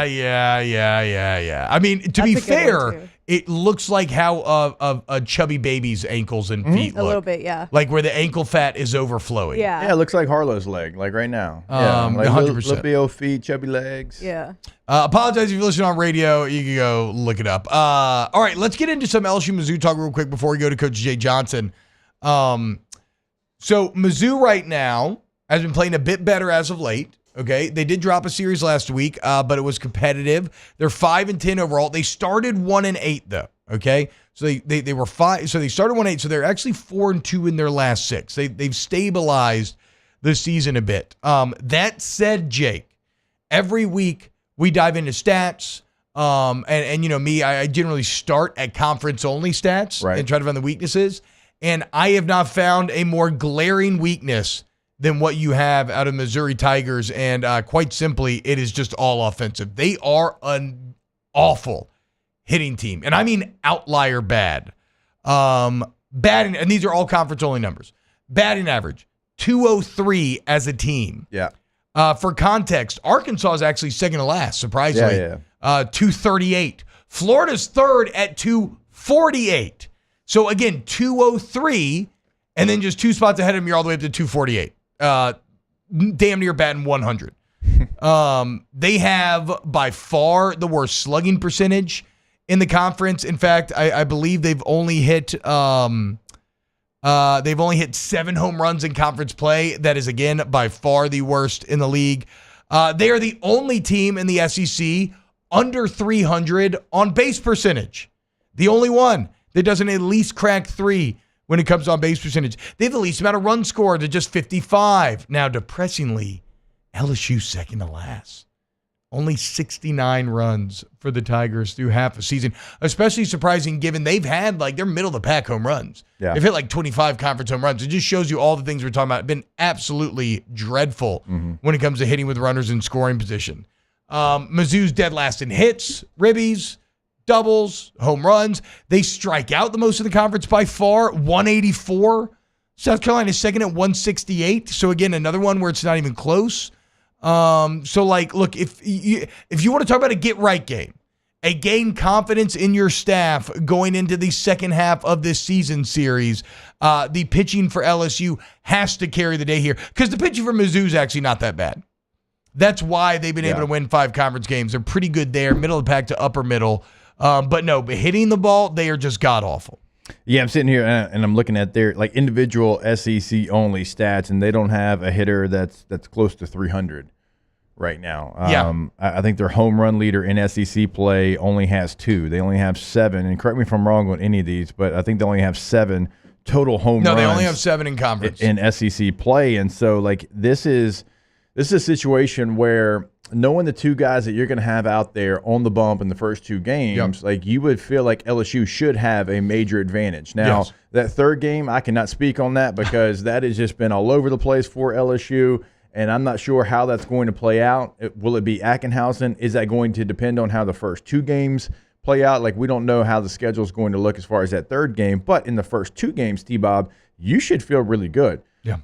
I would be shocked if Holman doesn't go out there and absolutely dominate this Missouri lineup. And so it's going to give you the chance. But the hitters, although they're not dead last in all these stats like Missouri, like you said it's timely hitting. It's when the opportunity, is there for the taking. Are you going to take it? When the bases are loaded twice in one game, are you going to score 1 run? Or are you going to score 4 runs in those situations? And so that's what LSU has to do because I feel like you have a massive advantage. In a year which you don't have that opportunity often to have massive advantages when you have Holman on the bump, he's going to have that. I think Gage Jump will be successful this weekend as well. So it's all going to come down to what do you do against their pitching. Yeah, it's so true, too, about looking at the numbers and kind of telling the story of LSU season because for average, on base percentage, walks, they're pretty good in all these regards, but then second to last in runs scored. Like they're middle of the pack, upper middle, and everything else offensively, but second to last in runs scored as they just haven't been able to push guys across. And partially, that's the quality of the opponent deal, but it's probably the single. Now I was about to call it the single biggest correctable factor over the second half of this season, but I mean, how correctable is something like hitting with runners in scoring position? Like, why is it not already translating if you're hitting pretty well otherwise? How correctable is it, I guess, would be the question that I don't quite know the answer to. Mr. Big says, important series to the pitchers. Can't pitch against Mizzou, then that damn A&M series is going to be rough. Yeah. Oh, there's no question about it. I didn't realize A&M had moved into number 1 in the country, rankings-wise. Okay, so full disclosure, I'm glad you said that. We're catching up with somebody from D1 baseball. It might have been yesterday, 2 days ago, off campus, and I'm sitting there, and I knew A&M was doing really well, but I pull everything up, getting ready for it, and like on air, like basically like during the interview, it was kind of like, I'll be damned. Yeah, look at that. A&M's number 1 in the country. The Aggies finally ranked number 1 in something. Dat Nguyen, get the flag out. For those that don't know what I'm referencing, before the 2022 football season, in which Texas A&M would go on to lose to. Was it Marshall or App State? App State. App State. Yeah, Marshall was Notre Dame. Yeah. Before they would lose to App State, the night before, Dat Nguyen put a custom Texas A&M national champion flag outside of his home, only for the literal next day them to lose to App State. So congratulations, Dat. Yeah. You were just wrong sport. A couple years too early, but the Aggies now number 1 in baseball. Oh, wow. Top 4 teams, all SEC teams. Yeah. Crazy, dude. No surprise. UL's What is the top 14. 4 right now? Texas really? A&M, Arkansas, Kentucky, Tennessee, and then Oregon State's. Yeah, hasn't UL been on an insane Kentucky, heater? Tennessee, by the way, are playing this weekend in Lexington. 2 teams that already hate each other, and now they're both incredible at baseball. Top 5 And for really, like we discussed with Kentucky, this is let's see how real you are, because you've been great. I mean, you play small ball, but you can actually hit with power too. It's kind of overwhelming. But you have played the worst teams. So your second half of Kentucky has the inverse LSU schedule where the second half is ridiculously tough as opposed to the first half. South Carolina moved into number 20. How many SEC teams are in the top 25 overall right now? I wonder. Count them up. We'll go ahead and let's go to break. When we get back, talk to Coach Jay Johnson here on Off the Bench. Off the Bench with Hester and T-Bob. Go to allstartoyotabatonrouge.com, allstartoyotabatonrouge.com, or just go see All-Star Toyota off of Airline and Goodwood. Very conveniently located, guys.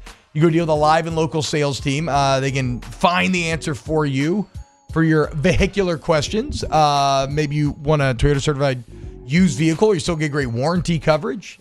Maybe you want to buy new. Maybe you need a rent, lease, whatever. Let the sales team kind of be your guy. Maybe you just have a number. I've gone in there with just a number for, and this is what I can afford. I need your, what are my options? So there's a lot of different ways that you can handle it. Just know that they are the best resource that you have here for your next vehicle. Check out the Sienna. I freaking love it. All-Star Toyota Baton Rouge. Yeah, go to the website to get your new vehicle, to lease your next vehicle, or to rent a vehicle for a day, a week, a couple of weeks, whatever it might be, per day rental prices. And look, you can have it for just one day. And if you need a truck to move something, whatever it might be, check out the rentals. Call Miss Lisa Sessions today, allstartoyotabatonrouge.com. In times of need, get a full list of phone numbers, websites, and other important emergency information on the Demco Stormwatch page at 1045ESPN.com. Bayou Ford has $10,000 off F-150s, $10,000 off the new F-150 truck, plus 1.9% for 72 months. And all new Bayou Ford vehicles come with a 1 million mile warranty.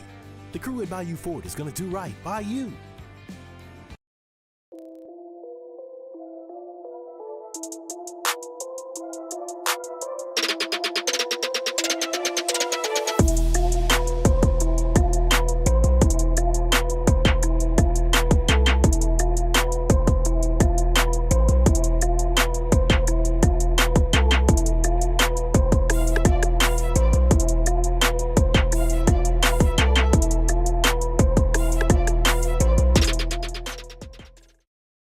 Breck teamed up to reimagine your parks, and you imagined big.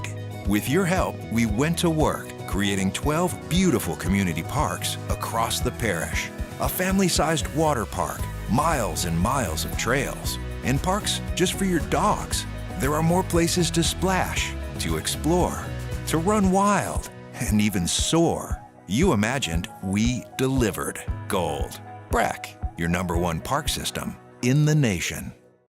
Hey, it's Matt Moscona. For years, you've heard me tell you about Insurance Network of Louisiana, helping you find better coverage for less money. But it's not just for your home and auto. They also offer commercial property. So, retail stores, professional offices like doctors, dentists, attorneys, clothing boutiques. Insurance Network of Louisiana can find you better coverage for less money. They service the entire state of Louisiana, and they're local. So call today at 293-0450 or lainsurance.net. Yo, Jake here from my friends over at Community Steel Company located in Gonzales, Louisiana. The local place you can turn to for all of your metal building needs. Notice I said local, not Houston, not Dallas, not Atlanta, but right here in Gonzales. Visit them at their brand new state-of-the-art website at communitysteelco.com or pick up the phone and give them a call today to answer all of your questions on your metal buildings, roofing and sheet metal, and any other steel needs you or your business need at 225-647-2020. Jerry and Benny Payne began Central Plumbing Company out of their driveway in Tanglewood subdivision. 50 years later and 4 generations down the road, we continue to serve Baton Rouge and the surrounding areas for all of their plumbing needs. Residential, commercial, industrial, or hospitality, Central Plumbing is here 24/7, 365. We want to thank our customers, family, and friends for 50 years of success. And looking forward to 50 more. At Relief Windows, we're more than windows. We're windows, doors, party plank, and vinyl siding. But our #1 product is always customer satisfaction.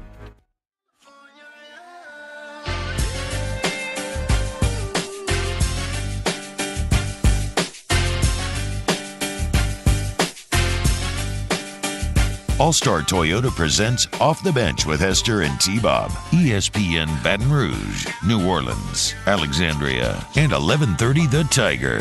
Welcome back to OTB, 104.5 ESPN, and every single Thursday we are so lucky to be joined by the head coach of LSU baseball, Coach Jay Johnson.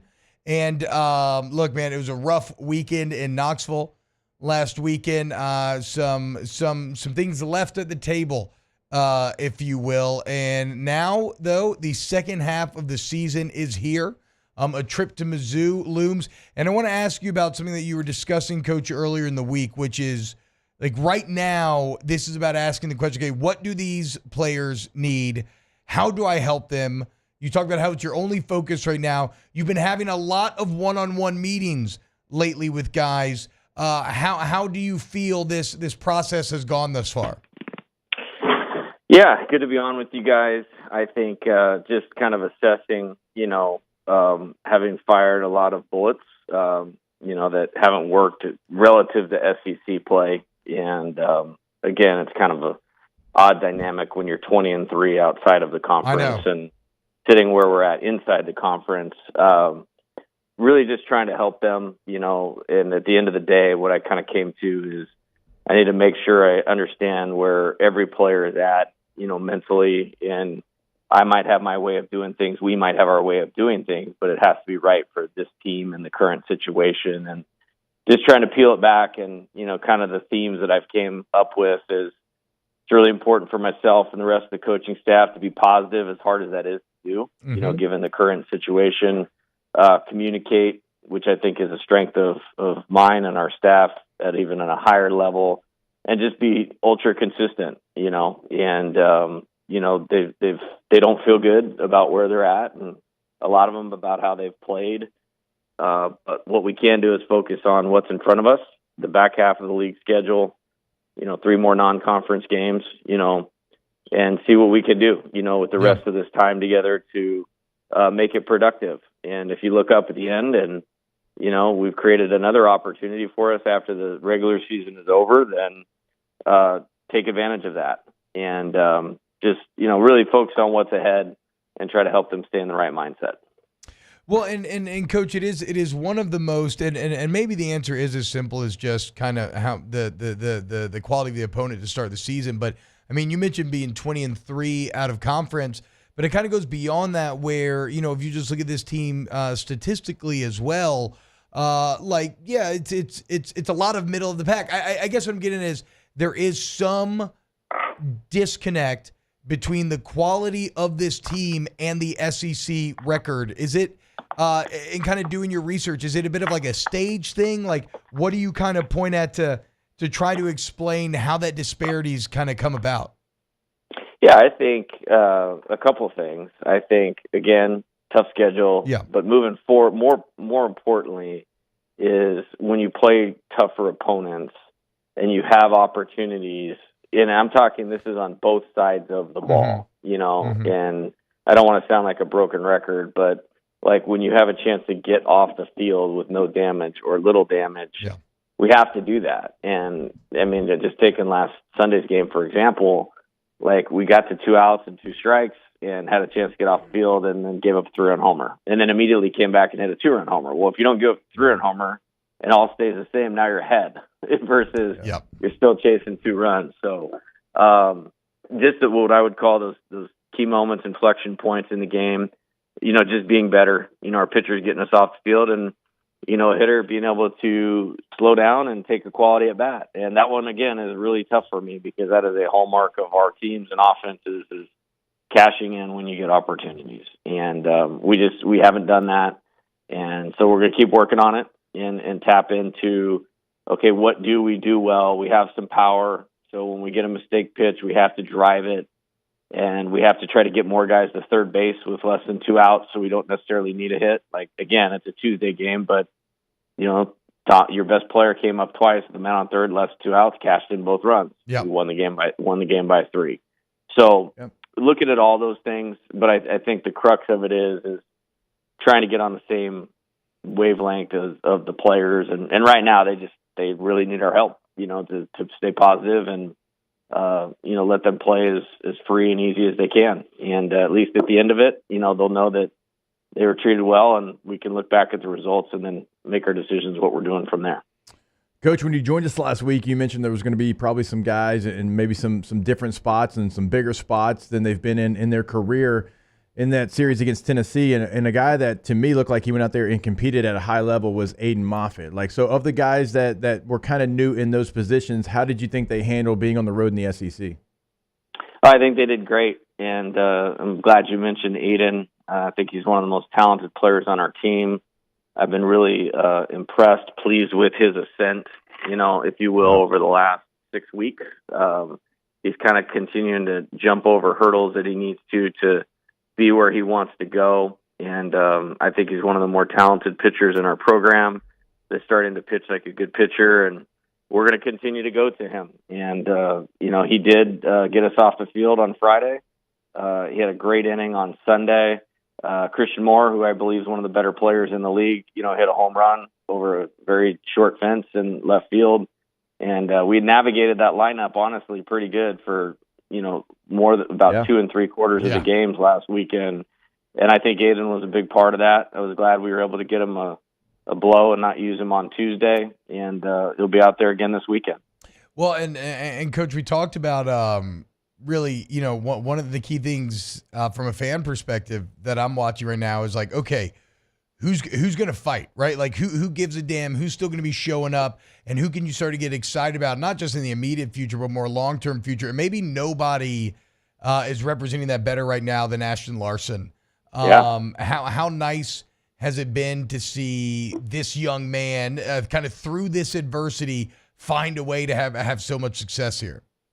Yeah, I mean, as a younger player, he has one of the better mental games on our team. Baseball is his deal, like really his deal, like eats, sleeps, drinks it. He has the ability to slow the game down, stay in control of himself, been incredibly coachable, and like I said, mostly just in control of himself. What I've learned, this year, and, I don't know that it was even really any different last year at times. You just had guys that had more experience under their belt So maybe they'd been through some of those failures and learned how to, have that self-control. One of the things I talk about is, the best weapon you have in your life on and off the field is self-control. The worst thing you can give away is probably self-control. Yeah. He's just a guy that's well beyond his years in that regard, and definitely going to be a staple, in this deal for the rest of this year, and then obviously moving forward the next couple. Coach, when you're playing a freshman like that, and I know it's different in every sport, and T-Bob and I have talked about that in football, like you can kind of tell like early on when that player gets to campus if he's going to have the demeanor to be able to handle that. Like in recruiting, is that something you can see? I mean, these are freshman players, these are young players, and it doesn't look too big. Like Larson, you're in one of the toughest environments in the SEC, and you're hitting and you're making plays in the field. Is that something you can identify in recruiting, or do you have to wait till they get to campus to kind of find that out? That's a really good question. I think it's something we obviously want to continue to look at more and more. I think it's there's also just like I don't know what to call it, like a talent code or talent level that you have to have to even get in the door to a place like this to have any chance of matching up with the better teams in the league. And, I say that knowing exactly where I'm at, and that we can get some of the most talented players. The separator becomes, if you're equal in talent, that mental game, that maturity, that self-control shows up at the field on a consistent basis. And so when you get a guy like Paul Skeens, it completely stands out. That deal was, the talent was absurd, but the execution was partly because of the human being, you know what I mean? And having that strong mental game. And so I think there's some young players in the program that are exhibiting that. And Ashton would be one of those guys. And I think that's a real positive for the back end of this year and then moving forward. Coach, last one for me here. I kind of asked the question earlier because, I'm a baseball enjoyer, right? Not an expert. When it comes to things like timely hitting or hitting with runners in scoring position, is that something that is correctable, or is it kind of like, no, you just stick to your process and eventually the math dictates that it should kind of fix itself? No, I don't think it definitely fixes itself. If it did, we would be in a much better position than we are, right now. I think it's about continuing to work, continuing to learn. The most glaring one was obviously, on Saturday, we get first two guys on. Steven Milan lays down a great drag bunt with 2 strikes, which is hard to do. I felt like that was our best chance of still moving the runners, staying out of double play. He puts down a great bunt. Billy Amick throws it away. We get a run in, then we get to second and third. We've had such a hard time with that. I squeezed with no outs on the first pitch, and that's something you don't do. It's against the book, but it's me trying to make it almost easier on the player to get the job done. Yeah. We end up striking out. And then, Jared Jones, who's really improved. He's one real bright spot, for me, but it's Drew Beam, who's one of very few guys in this league that started for 3 years, high-level pitchability. He's able to throw some strikes without really giving a pitch that was easy to move the ball on, and strikes him out. And then, now you're asking for a hit, and, they were able to get Tommy out too. So, I think it's just staying with it, slowing down. Work on it every day. We have what we call a red zone scrimmage and getting guys in and, trying to put them in the best position to be successful to do that. I thought it was, again, midweek game, not the same thing. Just thought it was great. Your best player comes up and flips a 2-strike slider to right field just to get the run in, and then, a first pitch slider to get the run in. And the great hitters can do that. They'll drive the ball and pick up RBIs that way, but the best hitters get 1 RBI when there's 1 RBI to get. Yeah. Coach Jay Johnson, LSU head baseball coach, cannot thank you enough. Best of luck going into Mizzou this weekend. Can't wait for another weekend of Tiger baseball. Thank you, Coach. All right. Thank you, guys. Have a great day. Yes, sir. Coach Jay Johnson. Always so again, and maybe it's just because we get so scarred by football coaches and kind of the lack of openness and availability, but that man does not have to come on. No. He doesn't have to face down these things publicly. He already has to do his own coaching show. He already does media all the time. And yet he doesn't just even come on here, but like he gives like sincere, thoughtful answers. It's yeah. And it's not because of that. That I'm such a Jay Johnson supporter. Again, I say it every week, but like this is a short-term setback when we look back in what will be a larger tapestry of extreme success. Yeah, this is somebody I've seen do it for a very long time, going back to 2011 when I saw him up close and personal as an assistant at the University of San Diego and the way he worked. And I'm like, who is that guy? Yeah. Right. And he wasn't even a head coach at that point. And so he's done it for a very, very long time. Incredible answers as always, and deep thought process into those answers. And, you know, like this is a program that's going to get some of the best players in the country every single year. Like we know that. But like my question about freshmen, because when you're playing in these showcases and there's people there, but it's not the pressure and it's not the crowd. And it's like, that's something that you have to pay attention to when you're recruiting these players, because you've seen it. I've seen it, man. This highly touted guy, he comes to LSU to play football, and all of a sudden you get there on the field and you're looking up and his eyes are as wide as they can be, like, uh-oh. Yeah. I don't know if he's ready to help us right now. And there's some that come in, it's like a high school game to them. Like there's no difference. Yeah, the Orioles starting catcher talked about this with Jackson Holiday the other day, talking about how he's like, I went to Arkansas. Like I played in front of 10,000 consistently. This dude was playing in front of like moms and dads at minor league games, and now he's out here on the main stage making it. So, but like think about to be said for probably somebody like that though, like because his dad is who his dad was, Matt Holliday, who was a longtime stud baseball player. Yeah, like he probably was in full stadiums watching his dad play. Yeah. Like stuff like that, man. It helps. True. And like I get on my kids all the time. I'm like, man, y'all are so spoiled. Y'all get to go to all these games and all these people, whatever. But I also sit there and be like, you know what? Like if you ever have a chance, like the stage isn't probably going to be too big because like you think this is what it's supposed to look like. All right, when we get back, let's wrap up hour 2 of OTB. Off the Bench with Hester and T-Bob. Go to Tommy's Windows, Doors, and Siding. Okay, go check them out today, GEAUXTommys.com. You need any type of door. You need hardy plank or vinyl siding, wood or vinyl windows. Tommy's has your back, and you're going to see the difference clearly when you work with Tommy's. Again, make them one of the 3 bids for your project. You just got a nice little tax return. Congratulations. Reinvest that in your home. Okay. And this can translate to savings in a number of ways in terms of like energy conservation and whatnot. But what about just pure aesthetics? Whatever it is, make it the home that you've always wanted by working with Tommy's, GEAUXTommys.com. When you go to that website, you'll see exactly what we're talking about because they have the gallery of what they can do for you. I mean, we're talking about custom jobs as well, but like any job you're going to have, they're going to come in. I cannot compliment the customer service enough. They are going to find a solution for whatever you have. They've done it for me. They've done it for T. They'll do it for you as well. GoTommys.com. Our listeners fire off their opinions on the JimsFirearms.net hotline at 499-1045. Keep listening for your next chance to shoot us your thoughts with the JimsFirearms.net hotline on 1045 ESPN Baton Rouge. Gulf Coast Bank and Trust is giving our customers the power to bank anywhere, anytime during this challenging event. And we're right there with you. Our mobile banking app is a smart way to manage your money and time. Gulf Coast Bank and Trust, the bank that cares about you.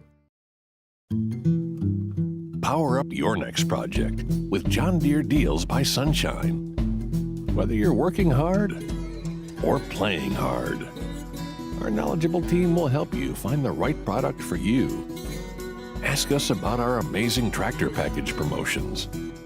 Learn more about what it means to be powered by Sunshine at sunequip.com.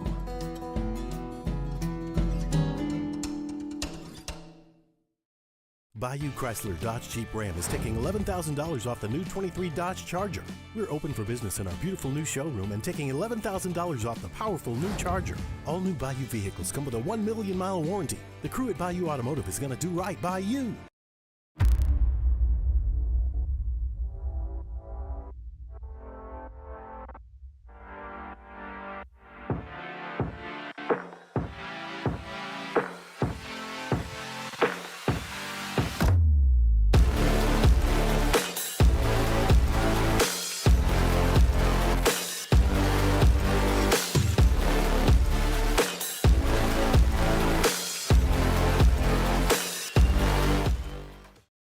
Dylan Cruz here to tell you about Six Rings Baseball and Softball Camp. If you live on the North Shore and play ball, go to Six Rings Camps with former LSU assistant coach Dan Canaveri. His knowledge is second to none, and your child will improve and have fun doing it. Camps were held at Coquille Park and Six Rings Academy in Covington with 4 sessions over the summer. Full day and morning only sessions are available from ages 7 to 13. Go to sixringsbaseball.com or call 985-206-9096.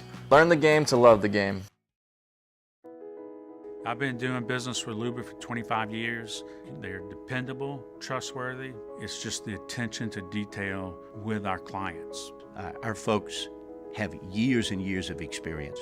They're highly trained professionals, but many companies have that asset. What I'd like to think makes Luba a bit different is that we use those talents in a way that truly is dedicated to serving the needs of the folks who depend on us.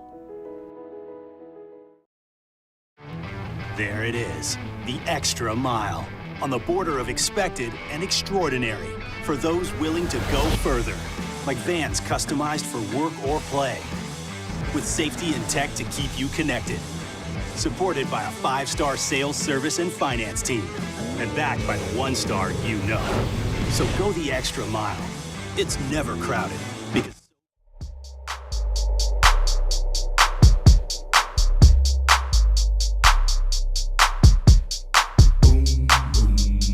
All-Star Toyota presents Off the Bench with Hester and T-Bob. ESPN Baton Rouge, New Orleans, Alexandria, and 1130 The Tiger.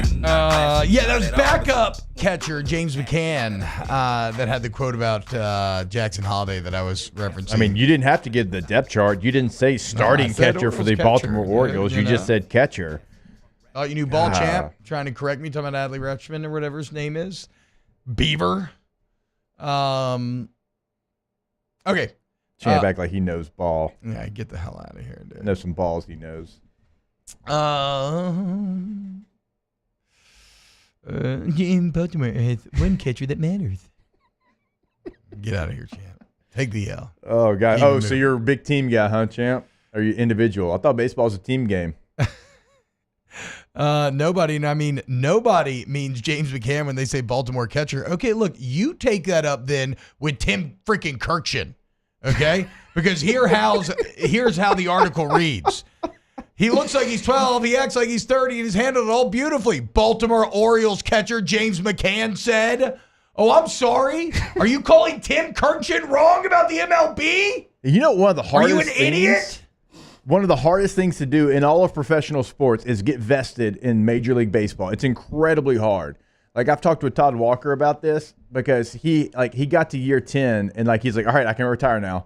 I've got vested. I've gotten to all the things I need to do. You know what year James McCann's in? What? Year 10. Look at that. Get out of here. Vested vet. Baltimore Orioles. It's kind of hard to say. Baltimore Orioles catcher James McCann. Former Arkansas Razorback. 2019, you know what he did in 2019? Probably played pretty well. Was an all-star. Hell yeah. Oh, for real? Yeah. Look at that.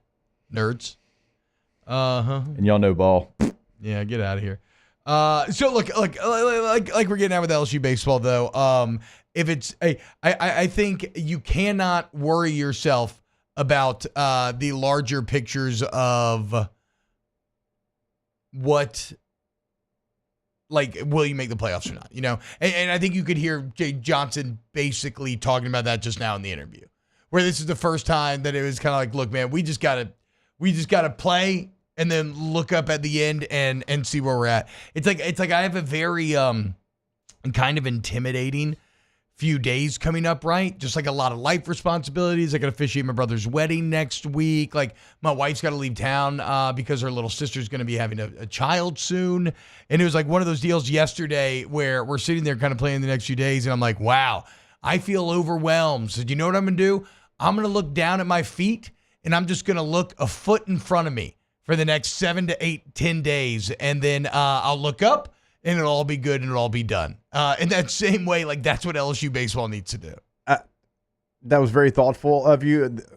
Oof. Did you get a magnifying glass to look at your feet? Okay. Sorry. Okay. But everything you said, like I was like, oh, this is really good. Then you said that, I was like, I couldn't help it. But I'm glad you were staring down hard and being able to do that. But yeah, that's a lot of stuff coming up, by the way. But that's what LSU has to do. They have to realize what's in front of them right now. And right now, they're going against a last place team in the SEC East. It's on the road, sure. But, man, just have some fight, have some dog, and you realize the name across your chest is LSU, and you still, you bring some juice to whichever stadium you're playing in. That's why, like, when you see these series that LSU's losing, these fans, Tennessee fans and Arkansas fans. They set back-to-back attendance records. Because you're LSU. Like, realize that. People, which Little Boy Stadium. I know. Like, are y'all bragging about that? Yeah, get the hell out of here. It's like a midweek game. The lab boy. When we get to bleacher creatures. Get a ring, Tennessee. Pins out in left field. Wait, you afraid of the sun? You afraid of Ray Baker? Win anything. Soft. You bums. Tents. All right. We have tents out there at Burbank when there's no shade. Hour 3 coming up next. Off the Bench with Hester and T-Bob. Hey, I want to talk to you about Trash Rangers, and I'm always telling you if you live in Livingston or Ascension to go ahead and make the switch. Again, like, there is ample evidence for this. You can look at the reviews. Taylor was talking about just a random Facebook post in the wild the other day where somebody was asking, hey, should I switch? And then it's just like filled to the brim with comments like, yes, it's such a good service. It's local. They text you for all those things, right? But what if you don't live there? Okay, well, guess what? Trash Rangers can now officially take care of all of your trash needs. If you or your company needs a roll-off dumpster, 15, 20, 30-yard dumpsters, how long you need it, they got it. Just call them up and they will work it out. You don't have to check with any national owners, set the prices, nothing like that. Trash Rangers, locally owned and operated. Go to trashrangersllc.com. Yeah, when you go to that website, you can check out all the information that we tell you about every single day, what they can do for you. You'll see the reliable weekly service. You'll see the reviews of why they're the best, the weekly text reminders. All that is right there on that website. Also, call them today at 225-401-0838. There it is, the extra mile, on the border of expected and extraordinary for those willing to go further, like vans customized for work or play, with safety and tech to keep you connected. Supported by a 5-star sales, service, and finance team. And backed by the 1-star you know. So go the extra mile. It's never crowded because so few have what it takes to go there. Mercedes-Benz Vans. Gulf Coast Office Products is a nationally recognized Savin office equipment dealer based right here in Louisiana. Over 100 employees strong, Gulf Coast has the boots on the ground to support all vertical markets from education, engineering, legal, and finance. With the latest in office technology from desktop to production segment units, Gulf Coast and Savin have the perfect fit for you. Call 225-756-2644. That's 756-2644 for Gulf Coast Office Products. The Windsor Senior Living Community in Mandeville, Louisiana is a beautiful, vibrant apartment community geared toward seniors. They are nestled right in the heart of Mandeville, where seniors live a more carefree lifestyle in spacious apartments with the peace of mind that comes from having a little extra help. Call the Windsor at 985-624-8040 to schedule a lunch and tour. Come see how the Windsor can be your passport to peace of mind. Power up your next project with John Deere Deals by Sunshine. Whether you're working hard or playing hard, our knowledgeable team will help you find the right product for you. Ask us about our amazing tractor package promotions. Learn more about what it means to be powered by sunshine at sunequip.com.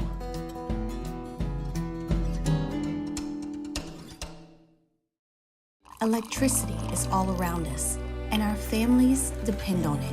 Every day is sparked by the power of a cold drink or a warm meal, a movie night, and a comforting light at the end of a dark hallway. From sunrise to sunset, playtime to bedtime, our team is ready to take care of your electrical needs. Even in the case of an after-hours emergency, the light in your life shines brighter with Mr. Electric.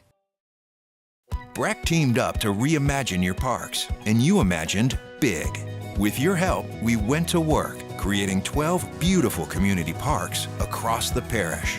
a family-sized water park, miles and miles of trails, and parks just for your dogs. There are more places to splash, to explore, to run wild, and even soar. You imagined, we delivered. Gold. Brack, your #1 park system in the nation. Hey, it's Matt Moscona. For years, you've heard me tell you about Insurance Network of Louisiana, helping you find better coverage for less money. But it's not just for your home and auto. They also offer...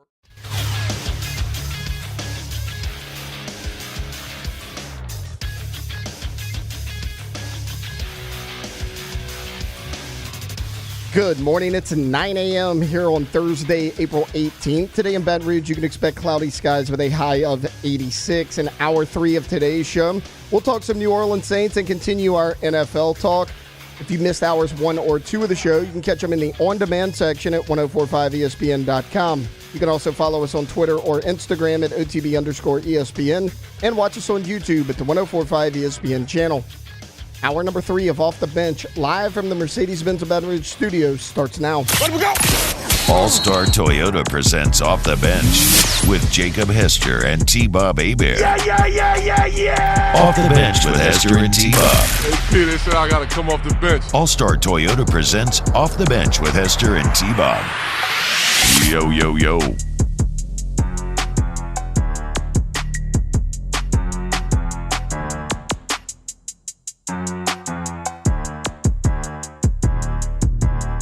Yo, what's going on? I forgot to put in the document. Get Big Deal, No Big Deal sound ready. What's going on, y'all? Welcome in. Hour number 3 of OTB. I hate my brain. Okay, yeah, I remembered. Okay, I thought I had something to talk about real quick, and then I forgot. Now I remembered again. I still think, like, y'all are wrong, but nobody thinks my Kyle Mooney Let's Go Bengals thing is funny. Nobody I've showed it to has thought it's funny yet. It's really not. Can we get the list? Caitlin for sure. Yeah, Caitlin. Nobody in here. So I guess it's actually just Caitlin and you 3. Well, and then I kind of lost That's steam. who really matters. Because though. that's 4 in a row that, like, just completely shut me down. Going so far that, like, my kids found their way to YouTube Kids yesterday, and they were watching what I can only be described as the most mindless dreck I've ever seen in my entire life. And out of nowhere, my wife turned to me and said, yeah, exactly. Out of nowhere, my wife turns to me and says, "This is still better than that video that you showed me." Yeah. I personally think y'all are idiots. I guess I just don't get it. I think it's one of the funniest. Okay, how about this? So the full skit's like a minute and a half. Ugh. What if we play the full skit just one more time, guys? Yeah. Not right here, later in the show. Give me one more chance to make you get it. No, because you sent some in the group chat last night. Yeah. Or yesterday, Yeah. and I was trying to. Did you watch him interviewing the Orioles players? I didn't watch that one, but I Okay. tried to watch the other ones. Like and now, I don't the get it. Ashley Schaefer stuff you sent, hilarious. Yeah, that's how I made myself feel better after the Pelicans lost the other night. Was watching a 9-minute montage of all the best Ashley Schaefer. That was incredible. I did like the Orioles interview just because Thank of you. the player's reaction Yeah. was what I It's the enjoyed. worst interview I've ever done, man. I'm out of here. We can play that one. No. No. We just one more, guys. I think we're all vetoing that. Yeah. But you'll then Caitlin, if you're listening, text and veto. No. Yeah. Stop. Division. No. Being on the fame. Look at the stats. It's just not funny. I'm doing one more. We're gonna do one more 9:30. We're gonna do one more 9:30. Oh yeah, here my wife's texting me. Stop the Thank video. you. Yeah. Thank you. Thank you. Thank you, Caitlin, for your service. We appreciate you here on right. Off the Bench. All right. Big deal or no big deal? Big deal. Ain't no big deal. Big deal. No big deal. Big deal. No big deal. No big deal. No big deal. Big deal or no big deal? Jonte Porter banned for life from the NBA for gambling. Big deal. Yeah. Yeah. I think it's a big deal. This is correct me if I'm wrong, I could be mistaken. This is the first time that we've had somebody banned for life since Pete Rose. Yeah, I think right? so. Yeah. As far as player, we've had officials, referees. Oh, yeah, for in any sport, yes. And then we've had Calvin Ridley for a year. There was an NBA player in the 50s apparently banned for life for gambling, but that was the last one in the NBA. And you had the Black Sox, way back when. Yeah. It's a big deal. I mean, this is somebody that was making really good money. I mean, this is somebody that was set up for their future for a long time, and like off of one bet where the payout wasn't even that big compared to his contract. No. Like, what are you doing? How do you like Dummy? Eastern Europe, Jonte? I hope you love it. Because that's probably where your future lies now. I felt bad for Michael Porter Jr. Like, that's his brother, and, people could call into question, was he betting on Porter Jr.'s games? It's like, that could have put him in a bad spotlight, and, he didn't even do anything wrong. I would say this. It's a big deal, and it's also I love Chris. This is Chris Branch, who writes for The Athletic, LSU guy. He doesn't write about LSU, but he's from here. But he does the Pulse, and he had a very good take this morning about how this is actually perfect for Adam Silver. Because Jonte Porter means nothing to the game as a whole, right? Like, he didn't affect any big moments or anything like that people are actually going to care about. And yet, you get to show how tough you're going to be on gambling and the lines, what happens when you cross. Like, if this had been a major player or something, this could have had massive ramifications. Instead, it's kind of because of who it is, to your He's point. a sacrificial lamb. Yes, to your point, T-Bob, because of who it is, it's still a big deal because of the severity of what's taking place here. I mean, you're never coming back. Yeah. It's a player that played, but if it was Steph Curry, it would be on every single one of these TVs Forever. right here. I hadn't even seen it across any of these screens. It's been draft and NBA playoffs, and so. Hey, that's what happens when your name's not Shohei Ohtani. You get in trouble. Can I also, exactly, right? Can I also say that this reminded me just of the Brad Bohannon and Bert Neff debacle of last year? Yeah. Bert Neff. And I came across a breakdown of what happened, and this is without a doubt this Bert Neff, on top of having the dumbest sounding name I've ever heard. Yeah, it's a dumb name. Is a legitimate idiot. And I know I probably overuse that when I mess with people and call them stupid or idiots. No, listen to what Bert Neff did. So first off, and then I'll kind of paraphrase and read the last part as it's written. But first off, he gets the texts from Bohannon. He tries to place a $100,000 bet at the sports book on the LSU-Alabama game. The staff limits him to $15,000. He then tries to bet to do additional wagers on the same game, and it goes on to say, quote, "The suspicious activity included the bettor's insistent demeanor to get the bet placed and statements to sportsbook staff that the bet was, quote, for sure going to win, and, quote, if you guys only knew what I knew." The suspicious activity also included the bettor showing sportsbook staff messages from Bohannon and explaining that the messages were Bohannon informing the bettor that Alabama was scratching its starting pitcher. And this was before the game, before Bohannon alerted LSU. So this man literally said, no, guys, I have inside info. Here are the texts from the Alabama coach. He did that to the staff at the casino. That I didn't even know that portion. That was new to me as well yesterday, which is why I felt compelled to bring it back up. That's what? The Alabama pitcher that was scratched, Luke Holman. Yeah, I know. Yeah, Luke Holman. Yeah. Yep. Also, it's crazy because Brad Bohannon's teeth make him look stupid as well. Yeah, they do. Real ugly They grill. do. Even though he went to Wake Forest. Can't believe he'd be that dumb. Oh, shocking news again. Yeah. Didn't have that. Would not have guessed Wake Forest. I was going to say a school when you said Wake Forest. Glad I didn't. Yeah, no. I would have had him. LSU. Maybe. You can say A&M, Jake. It's okay. Big deal or no big deal? The Arizona Coyotes are moving to Salt Lake City. They did actually win their last game as the Arizona Coyotes. They beat the Edmonton Oilers, but they are, saying goodbye to Phoenix, and they are now going to Salt Lake City, where Utah Jazz owner Ryan Smith is expected to be the majority owner. How could this happen? T-Bub's making light of it. I get it. But I'll say big deal for the franchise. They've been wanting a new arena for a long time now. Arizona has not given them the money or the support that they have. So for that franchise, we didn't even write down these big deal or no big deals, which means that Taylor had an opinion on the Phoenix Coyotes leaving, just locked up and ready to go. Look, to an outsider, that's mind-boggling. To an outsider, to me, I hear that and I'm like, okay, yeah, it's Salt Lake versus Arizona. That seems to make like a lot of sense for all party involved. I feel bad for Coyote fans. That sucks, but hockey's generally going to find its way to the cold, unless you're the Tampa Bay Lightning, and then you're like in the hottest place in the world and you're just incredible. But a lot of those people lived in colder places, and they all moved down to Tampa Bay to retire. Yeah, snowbirds keeping the Tampa Bay Lightning cool. Anybody else? Look, it does suck when your team moves. Yes. I mean, look, I'm San Diego Chargers. I have nowhere to go show my children where I played my NFL games because it's now been knocked down and it's a new stadium. Glad they got a new stadium for San Diego State, but it does kind of suck. Yeah. No, I mean, yes, but if you're not a Coyote, if you're not a Coyote fan, no, it does not matter.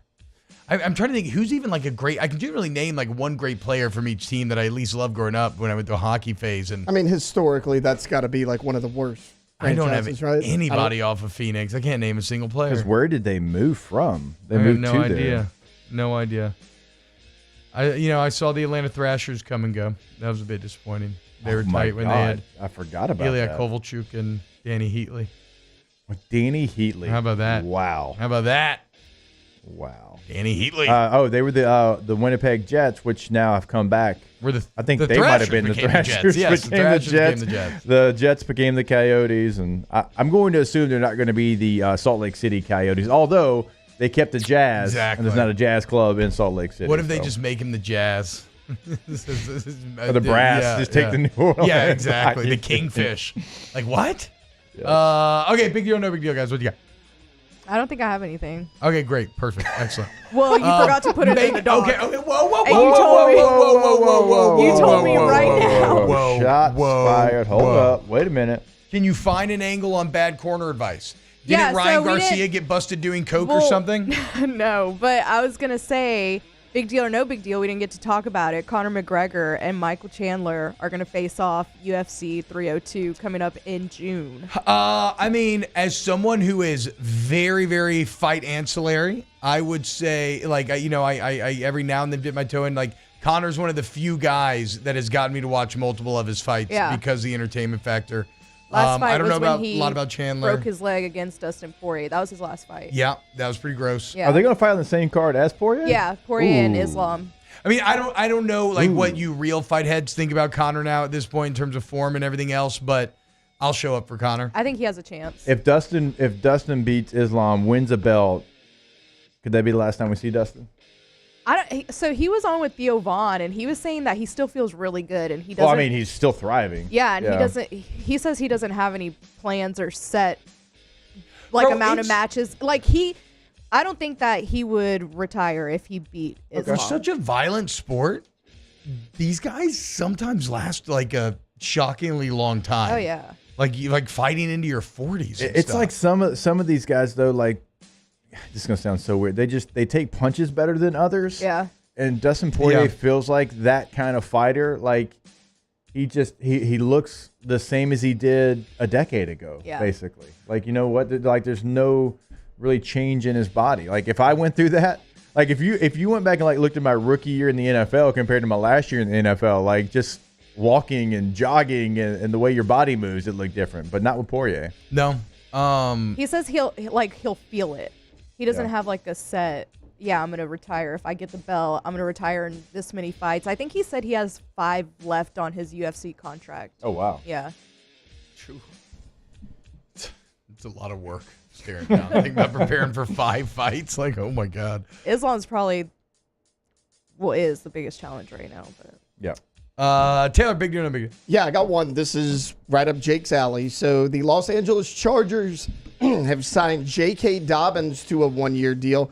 Now, I get it. He's been hurt a lot his last couple years. But, look, I mean, this is a guy that when he played, he averages 5.8 yards per carry during his career. Yeah. The only player, and 15% of his runs have gone for 10 or more yards. Only Nick Chubb and Jalen Warren have more than that. They already have Gus Edwards, so they can kind of, reestablish that 1-2 punch that they had in in Baltimore. If this is a guy that can stay healthy, he's a really talented running back. I mean, we've seen flashes of it. Big deal or no big deal? No big deal No because big of his deal. health. Yeah, it's J.K. You Dobbins. cannot trust his health. I think he's a really good player, and I hate to say this, but he cannot stay healthy. If it's once, it's like, okay, but now he's down the road so many times, it's like this is just who his body is, and it's failed him. It has. Unfortunately, his body has failed him. I do love the fact that the Chargers know thyself. They know the identity of who they want to be. They've signed a bunch of like wide tight ends and big, 210, 220-pound running backs. Yeah. That's who they want to be and play action pass with Justin Herbert. That's great. But, yeah, you can't really count on J.K. Dobbins, unfortunately. Yeah, I'm in the same boat. Exact same. God, we have some good ones in the chat, but we're gonna stay on schedule here. We're gonna talk to Chef Michael Johnson next for some Munchies. So go ahead and get your Munchies questions in there, and then we'll have Taylor's tailor-made NFL takes or whatever the hell we're calling it. Coming up after that, Taylor will bring you his biggest NFL story of the day, and I'll probably make fun of him for being stupid about something, but we'll see once we get there. Maybe I'll give him credit. You never know. Coming up next, Munchies. Chef Michael Johnson, keep it locked, OTB. Off the Bench with Hester and T-Bob. ESPN Baton Rouge, New Orleans, Alexandria, and 1130 The Tiger. CentralPlumbing.org. CentralPlumbing.org, 925-8552, 925-8552. CentralPlumbing.org is your one-stop plumbing shop. Okay? They've been at it for 50 years. They have flat rate pricing. They've got excellent warranty coverage. They got 24/7 emergency service. They got licensed, bond, insurers, employees that you get like little bios about before they come into your home. The point is, you don't need to think twice, man. Whatever your plumbing needs are, they've got it, and they've been at it forever. So I don't care if you got an old house, new house, whatever. Central Plumbing is your answer. 925-8552, centralplumbing.org. It's not only in emergencies. You can call the number T-Bob gave you, though. 24/7 does mean 24/7. Doesn't matter if it's a holiday. Doesn't matter if there's a big game going on. Like, they'll be there when you call them. But also, if you're looking to upgrade, Central Plumbing is the place to go. That's at your home or your business, no matter how big the project is, no matter how small the project is. They can come in and they can help you out. They can give you the look that you're looking for. Also, we tell you about going tankless with a tankless water heater. Never run out of hot water. Again, no matter what's going on. Showering, laundry, dishes, all at the same time. No worries with Central Plumbing and that tankless water heater. CentralPlumbing.org.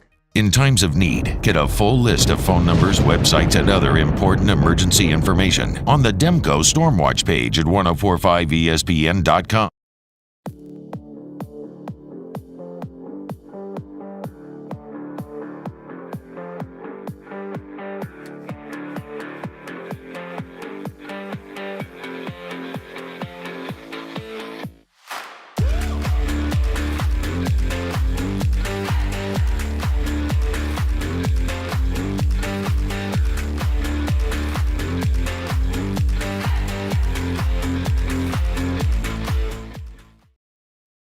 Jerry and Benny Payne began Central Plumbing Company out of their driveway in Tanglewood subdivision. 50 years later and 4 generations down the road, we continue to serve Baton Rouge and the surrounding areas for all of their plumbing needs. Residential, commercial, industrial, or hospitality, Central Plumbing is here 24/7, 365. We want to thank our customers, family, and friends for 50 years of success.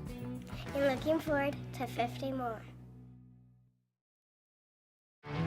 There it is, the extra mile, on the border of expected and extraordinary, for those willing to go further, like vans customized for work or play, with safety and tech to keep you connected, supported by a 5-star sales, service, and finance team, and backed by the 1-star you know.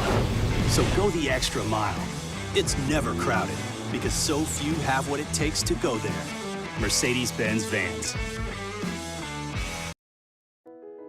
I've been doing business with Luba for 25 years. They're dependable, trustworthy. It's just the attention to detail with our clients. Our folks have years and years of experience.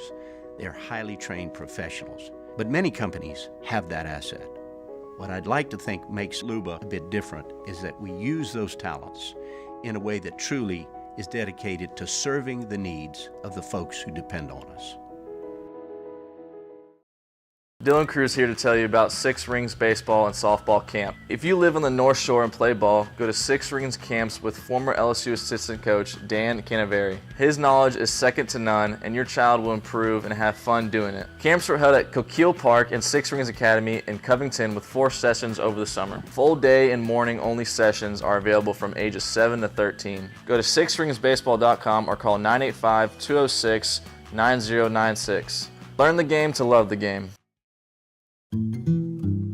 Power up your next project with John Deere Deals by Sunshine. Whether you're working hard or playing hard, our knowledgeable team will help you find the right product for you. Ask us about our amazing tractor package promotions. Learn more about what it means to be powered by sunshine at sunequip.com.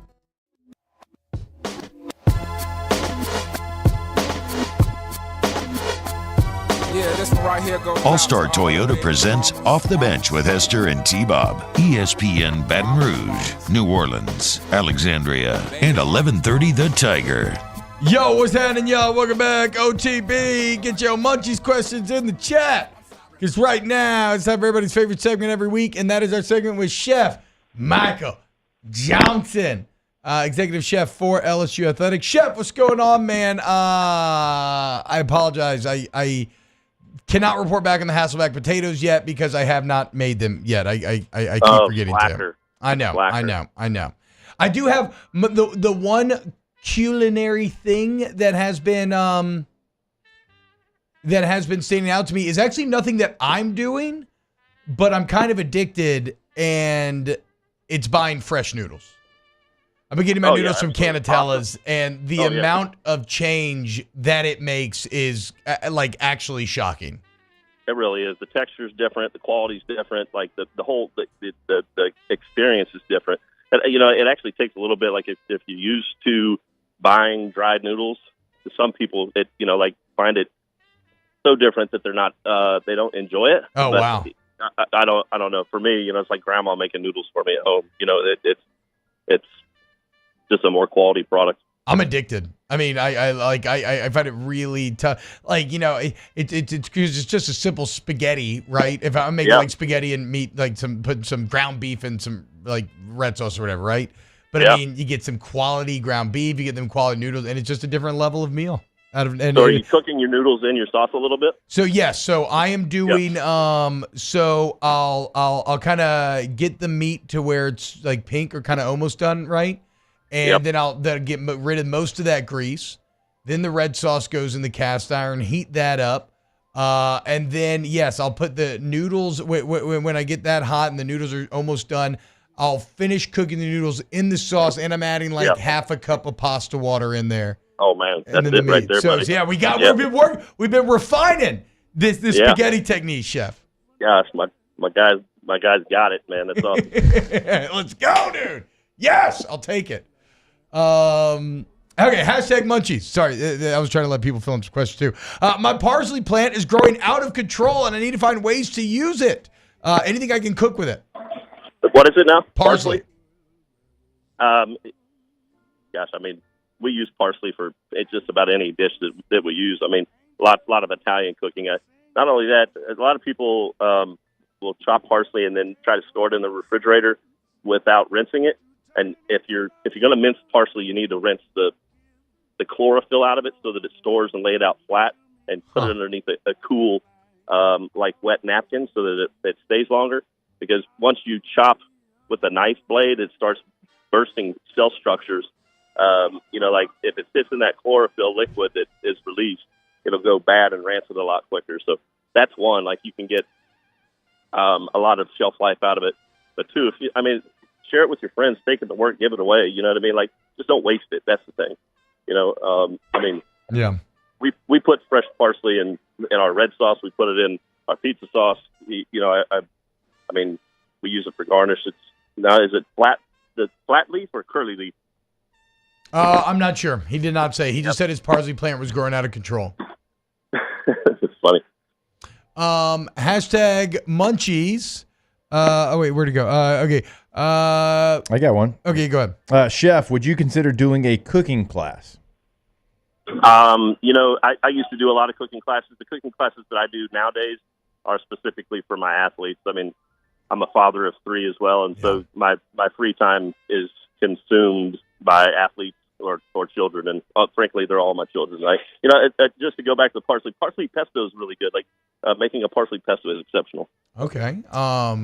I think we had some parsley. I'm kind of interested in the cooking class portion to the athletes, and so. Oh yeah, that's true. Like, do you sit them down and maybe like when they first get there, is it veteran players as well, or just kind of like go through like, hey, here's an easy meal at home on the weekend, whatever that you can put together if you can't come in? It's always kids that have an interest. Like they have to sign up for it. So we're not wasting anybody's time, but it's kids who have an interest and or it's a team effort. So. Like beach volleyball, men's basketball, track and field, obviously not the whole team, but kids that are interested, we'll take over this cooking kitchen on campus and 18 to 25 kids in there, and we instruct, and they do like competitive cooking and kind of, make it a little competition so that the coach eats it at the end. And I don't know, it's fun, and the kids learn, and spending time around them in that way, it allows me to build trust and build relationships so that we can open more communication about food. Do you adjust for the college? Well, I don't know what the college budget is now. I guess I was going to say, like, are you teaching them how to use like a George Foreman here, or are they full on more advanced meals, taking advantage of the kitchen equipment you have? Yeah, it depends on the crowd. So we do surveys before we go into the cooking class to see what they have interest in, what their comfort level is in the kitchen, so that we kind of go into that meal knowing, okay, we need to simplify this meal. This is, rice and whatever. Yeah. We did learn the hard way not to use raw chicken, because that was like bare hands and raw chicken. It was like, oh my God, we shouldn't do this again. Yeah. Oh man. Nobody got sick, but it was a lot of stress. Yeah.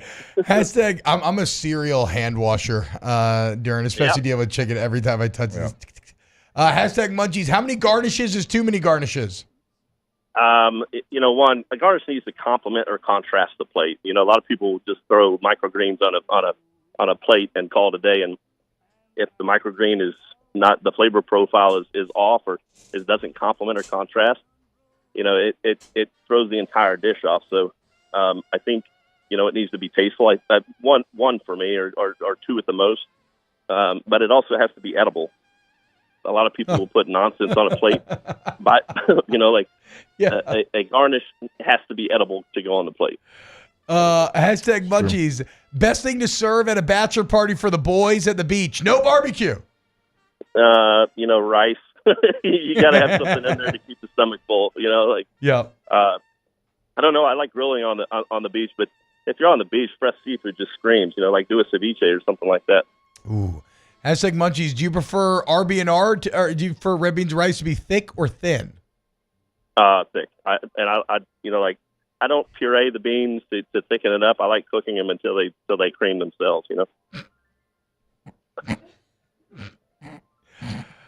Ooh. You really just tempted me, huh? Just a fat meatball over the middle there, chef. You know what? I'm gonna take the pitch. Good for you, T. I stepped into that one. Hashtag Munchies. Ask Chef, what's the best protein to help your feet grow bigger? Asking for okay. Wow, Relax. Relax. I was panicking and just chose the first one I saw. Hashtag Munchies. Can Chef get me a good hookup on good crawfish in a few weeks? I feel like crawfish prices are starting to come back. Yeah, they are too. I actually went crawfishing yesterday. So I spent the day on a crawfish farm yesterday out in Mamu. I've never been to Mamu, so I spent the day out there yesterday. Oh, whoa, nice. It's kind of interesting because listening to the conversation about where crawfish is right now because of the climate last year, and sounds like a lot of people are starting to go to peeling and are getting away from the live because, they're a little concerned about the summer months and what's going to happen and preparing to put rice in. So if you're going to buy crawfish, the prices are coming down, but they're not going to be there long, I don't think. I think the crawfish farmers are getting nervous and they're going to start peeling and go to rice. Damn. So get in now. So go ahead and I haven't even eaten any yet this season. I hadn't either. I got a guy that gets crawfish for an affordable price. I think he's charging $287, something like that. Okay. Hell yeah. I can do that. Yeah. Hashtag Munchies. What is Chef's Waffle House order? I feel like this is an important question that we've never asked. Yeah. You know, it's funny because my son and I will walk in a Waffle House on a Sunday, and the lady knows when we sit down we don't need menus. She already knows what we're ordering. I ordered this hash brown bowl with this Philly cheesesteak meat. Yeah, and and get a fried egg on top, sunny side up. Oh yeah, and then I get it all the way with Bert's chili, and it's a breakfast. But I've never had the chili. Yeah, all the way with Bert's chili. So all the way, you understand what that is. I know smothered covered. I don't know exactly what all the way entails. Oh gosh, I don't know them all, but it's ham, tomatoes, mushrooms, onions. Whoa.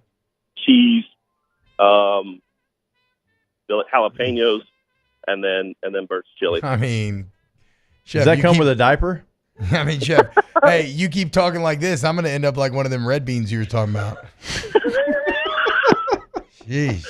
I knew we weren't going to make it through that one. How much good stuff can be in one bowl? My God. Hashtag Munchies. I just got a KitchenAid stand-up mixer. What attachments do I absolutely need? All of them, right? I mean, that's why you buy a KitchenAid. I don't know. I like pasta makers absolutely for me. I have the meat grinder, which I like, grinding meats and stuff. And I'm sure you do. I mean, yeah, we've heard about some of your adventures. It's been a while since my ears were red on the radio. Oh, man. It's been a very fun morning, Chef. You are the absolute best. Can't wait to get up to Toledo sometime with you here. Absolutely. The next couple months, dude. Cook some good food, have some beers together. But sure. You are the best. Thank you so much for coming on every single Thursday. Thanks, guys. Take care. Chef Michael Johnson. Keep grinding, Chef. Keep grinding. Keep grinding. That meat. Keep them beans creaming. Oh, poor guy. I mean, like he said, it didn't think anything of it. And we're both like, kind of on him though. Yeah. You can't be talking about creaming yourself. No, you cannot. That is, I mean, come on. Cannot come on do now. that. And grinding meats, come on, Jeff. All right. When we get back, we got Taylor's NFL story of the day and talk a little New Orleans Saints. Keep it locked, OTB. Off the bench with Hester and T-Bob. Pinnacle Exterior Construction. Pinnacle Exterior Construction. You want to get a pool, okay? Pool season is right around the corner. You've always thought about it. I would encourage you to go to pecbuilt.com or call them up, meet with them, and start to figure out how, is it like, is it for you, right? Because if it is, whether you want to finance it, pay for it up front, like if it is, you need to go to Pinnacle to make your pool happen. They have these wonderful spec pools where you choose from a number of templates. You then choose a bunch of detail work around it. In doing so, you make the pool your own. When you pull the trigger and get it, in 2 weeks, you have a pool, y'all. No exaggeration. Clean up, everything done. Get the pool of your dreams. Pinnacle Exterior Construction, pecbuilt.com. As impressive as that is, because it still blows my mind, like you would think, okay, well, it's only one option. And we tell you all the time, no, it is a full pamphlet of options and different things that you can customize that 2-week pool with pecbuilt.com, pecbuilt.com. Our listeners fire off their opinions on the jimsfirearms.net hotline at 499-1045. Keep listening for your next chance to shoot us your thoughts with the jimsfirearms.net hotline on 104.5 ESPN Baton Rouge.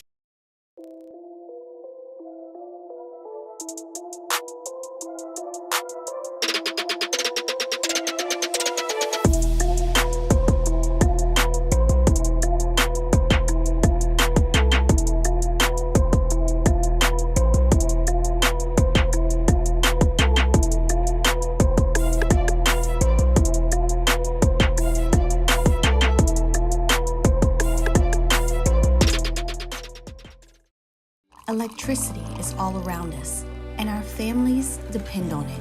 Every day is sparked by the power of a cold drink or a warm meal, a movie night, and a comforting light at the end of a dark hallway. From sunrise to sunset, playtime to bedtime, our team is ready to take care of your electrical needs. Even in the case of an after-hours emergency, the light in your life shines brighter with Mr. Electric. Breck teamed up to reimagine your parks, and you imagined big. With your help, we went to work, creating 12 beautiful community parks across the parish. A family-sized water park, miles and miles of trails, and parks just for your dogs. There are more places to splash, to explore, to run wild, and even soar. You imagined, we delivered. Gold. Breck, your #1 park system in the nation. There it is, the extra mile, on the border of expected and extraordinary, for those willing to go further, like vans customized for work or play, with safety and tech to keep you connected, supported by a 5-star sales, service, and finance team, and backed by the 1-star you know. So go the extra mile. It's never crowded, because so few have what it takes to go there. Mercedes-Benz Vans. Hey, it's Matt Moscona. For years, you've heard me tell you about Insurance Network of Louisiana, helping you find better coverage for less money. But it's not just for your home and auto. They also offer commercial property. So, retail stores, professional offices like doctors, dentists, attorneys, clothing boutiques. Insurance Network of Louisiana can find you better coverage for less money. They service the entire state of Louisiana, and they're local. So call today at 293-0450 or lainsurance.net. Yo, Jake here from my friends over at Community Steel Company located in Gonzales, Louisiana. The local place you can turn to for all of your metal building needs. Notice I said local, not Houston, not Dallas, not Atlanta, but right here in Gonzales. Visit them at their brand new state-of-the-art website at communitysteelco.com or pick up the phone and give them a call today to answer all of your questions on your metal buildings, roofing and sheet metal, and any other steel. Two trailer park girls go round the outside, round the outside, round the outside. All-Star Toyota presents Off the Bench with Hester and T-Bob. ESPN Baton Rouge, New Orleans, Alexandria, and 1130 The Tiger.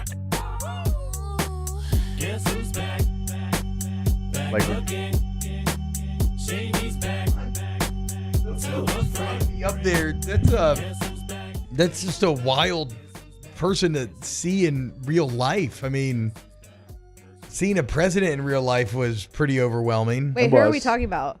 I had my headphones in. We're talking about like interviewing someone that would get you off of your marker. The question is, can God save the saints? Because Gail Benson had a one-on-one with Pope Francis himself. She offered him a custom jersey, Papa Francesco, on the back with the #1, because of course the Pope is #1. And unlike times like the Great Schism and whatnot, we now only have one Pope. But like it does, I kind of like it strategically from the Saints here. Things are going relatively poorly, it feels like. The tackle position appears to be a bit cursed, offensive tackle especially. You're going to have to rely on a rookie coming out of the draft. It's maybe like the last year that, like, there's a lot working against the favor of the Saints. So why not try to accrue some goodwill with the man who is a direct conduit to God? I don't think Pope Francis has a custom Falcons jersey. I mean, that's got to be an advantage, right? It can't hurt you. It can't hurt you. Genghis Khan used to do this. He talked about taking out, or Dan Carlin framed it as this, almost like celestial insurance, right? Where when he would conquer a place, he'd be like, look, you can pray to whoever you want to, but you just got to pray for my good being. You know, you got to pray that things work out for me. So he was like, I'm just going to dabble in all these different religions, and like, as long as everybody's praying, like, somebody's got to be right. Mm-hmm. So as long as everybody's praying for me to do well, then I should be fine. And well, to be fair, the Mongols did pretty well for a hot minute there. Until they didn't. Yeah, for sure. I mean, look, the plague really kind of got to the Mongols. Yeah. I don't know necessarily if that's exactly what's going to take the Saints down, but again, maybe the Saints season potentially changed. I've certainly changed my outlook after seeing Papa Francesco offered a custom New Orleans Saints jersey. Went with the white one, which I guess is in keeping with the Pope's attire. That's true. Not the home blacks. That is true. I will say, I mean, if there's any team that's going to get the favor of the Pope, it's got to be the Saints. Should be. I mean, come on, I mean, how could it not be? Come on, bro. It's the only one in the category. There's not a more Catholic football team in convention, naming, imagery than fan base. than the New Orleans Saints. Fan base, yes. I would argue the New Orleans Saints have more Catholic fans than any other NFL franchise.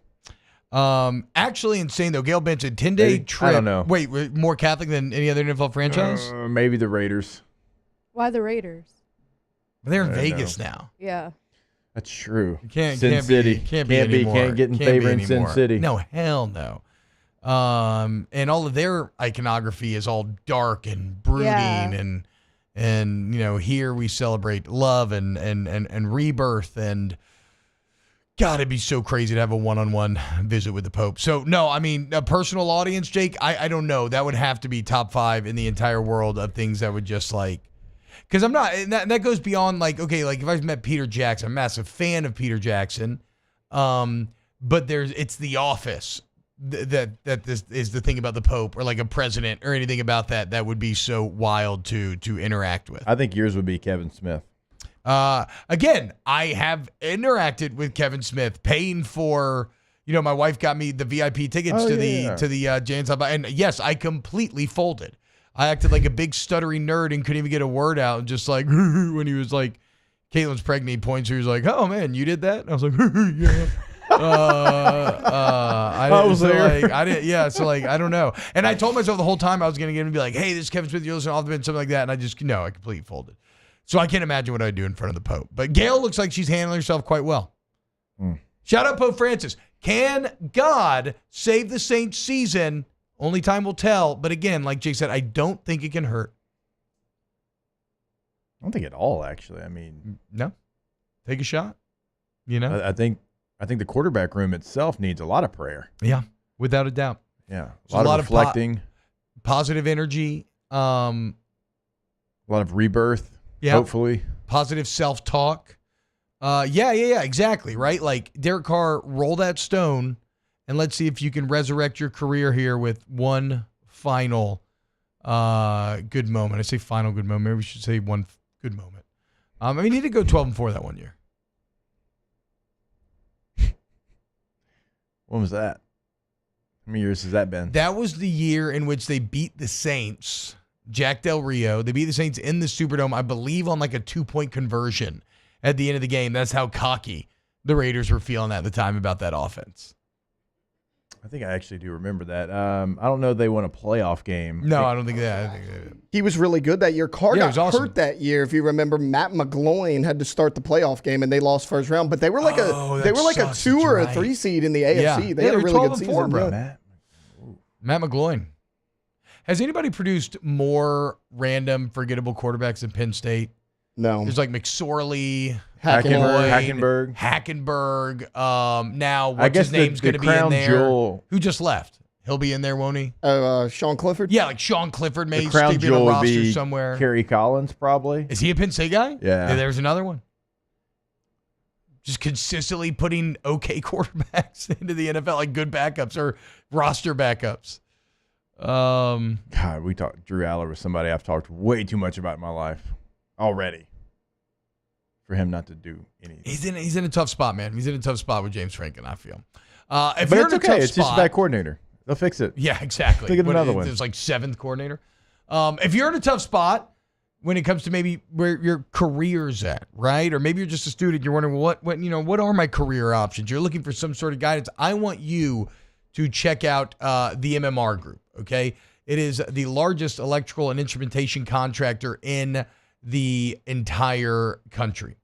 They're headquartered right here in Baton Rouge. They have been for 30 years, but they do have offices all over the globe. One of the coolest parts was talking to some of these interns when I was touring the campus and seeing all the adventures and hearing about how, you know, they've gone all around the world to work on these different jobs and seeing the experiences they had therein. It's just it's a dynamic culture that is just all too rare nowadays, and especially here. So again, if you want that, you want outstanding benefits, you want a tailored path for both personal and professional development, you want to apply now at the MMR Group. And whether you're a student, seasoned pro, or just starting out, MMRGRP.com, MMRGRP.com. All right, why don't we do this? We'll go to early break. We'll get Taylor's NFL takes. We get back, and then we'll do some Ask the Bench to wrap things up. More OTB coming up next. Off the Bench with Hester and T-Bob. Coleman Roofing and Construction, ColemanRoof.com, ColemanRoof.com. You want Louisiana's most reliable, respected, and complete roofing company, you want to go to Coleman Roof. They do any size job, commercial, residential. They do it anywhere in the Gulf South region, all of Louisiana included there. And they can install any type of roof, and it's not just the roof. You have a leak, water damage to your interior, well, they'll rebuild the interior as well. Again, roofing and construction. So they've been at it for over 40 years, y'all. Hit them up today, ColemanRoof.com. Yeah, when you go to the website, you'll see the contact information. If you're in our listening area, like, they're going to be able to service you, and you'll see that information: Gonzales, Baton Rouge, Madisonville, Houma, Lafayette, when you know where your area is and how you can get in contact with Coleman. But when you go to the website, ColemanRoof.com, like T-Bob's talking about, you'll see the construction services. It is truly a one-stop shop. No matter what you have, they can fix it, certainly in the roofing game, but also the construction game as well, ColemanRoof.com. In times of need, get a full list of phone numbers, websites, and other important emergency information on the Demco Stormwatch page at 1045ESPN.com.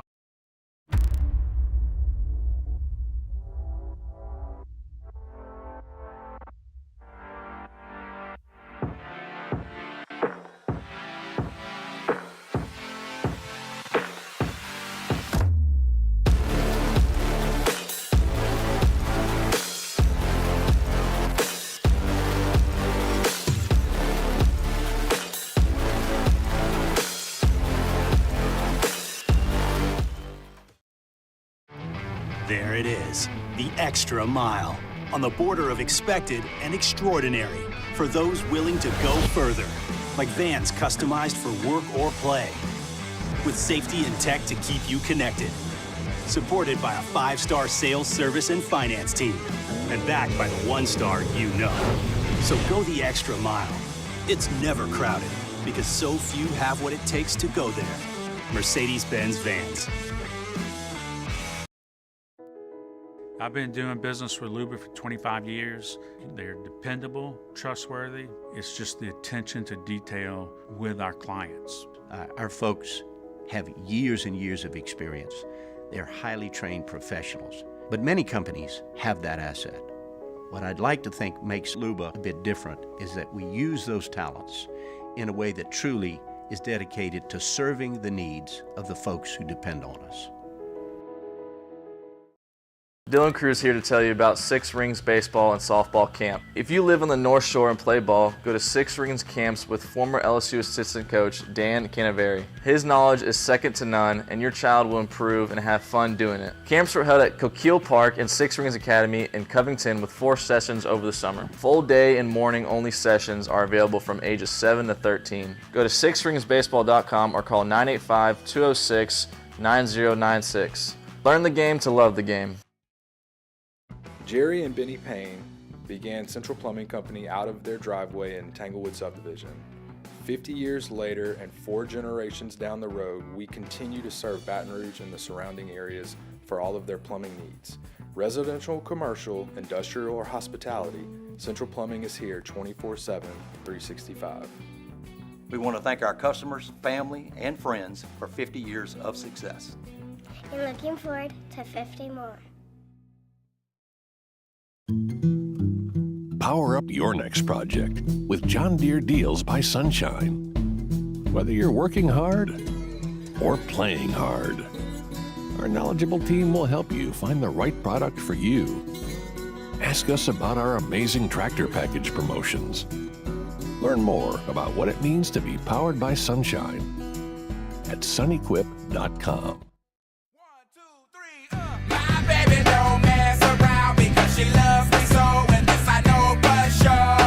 All-Star Toyota presents Off the Bench with Hester and T-Bob. ESPN Baton Rouge, New Orleans, Alexandria, and 1130 The Tiger.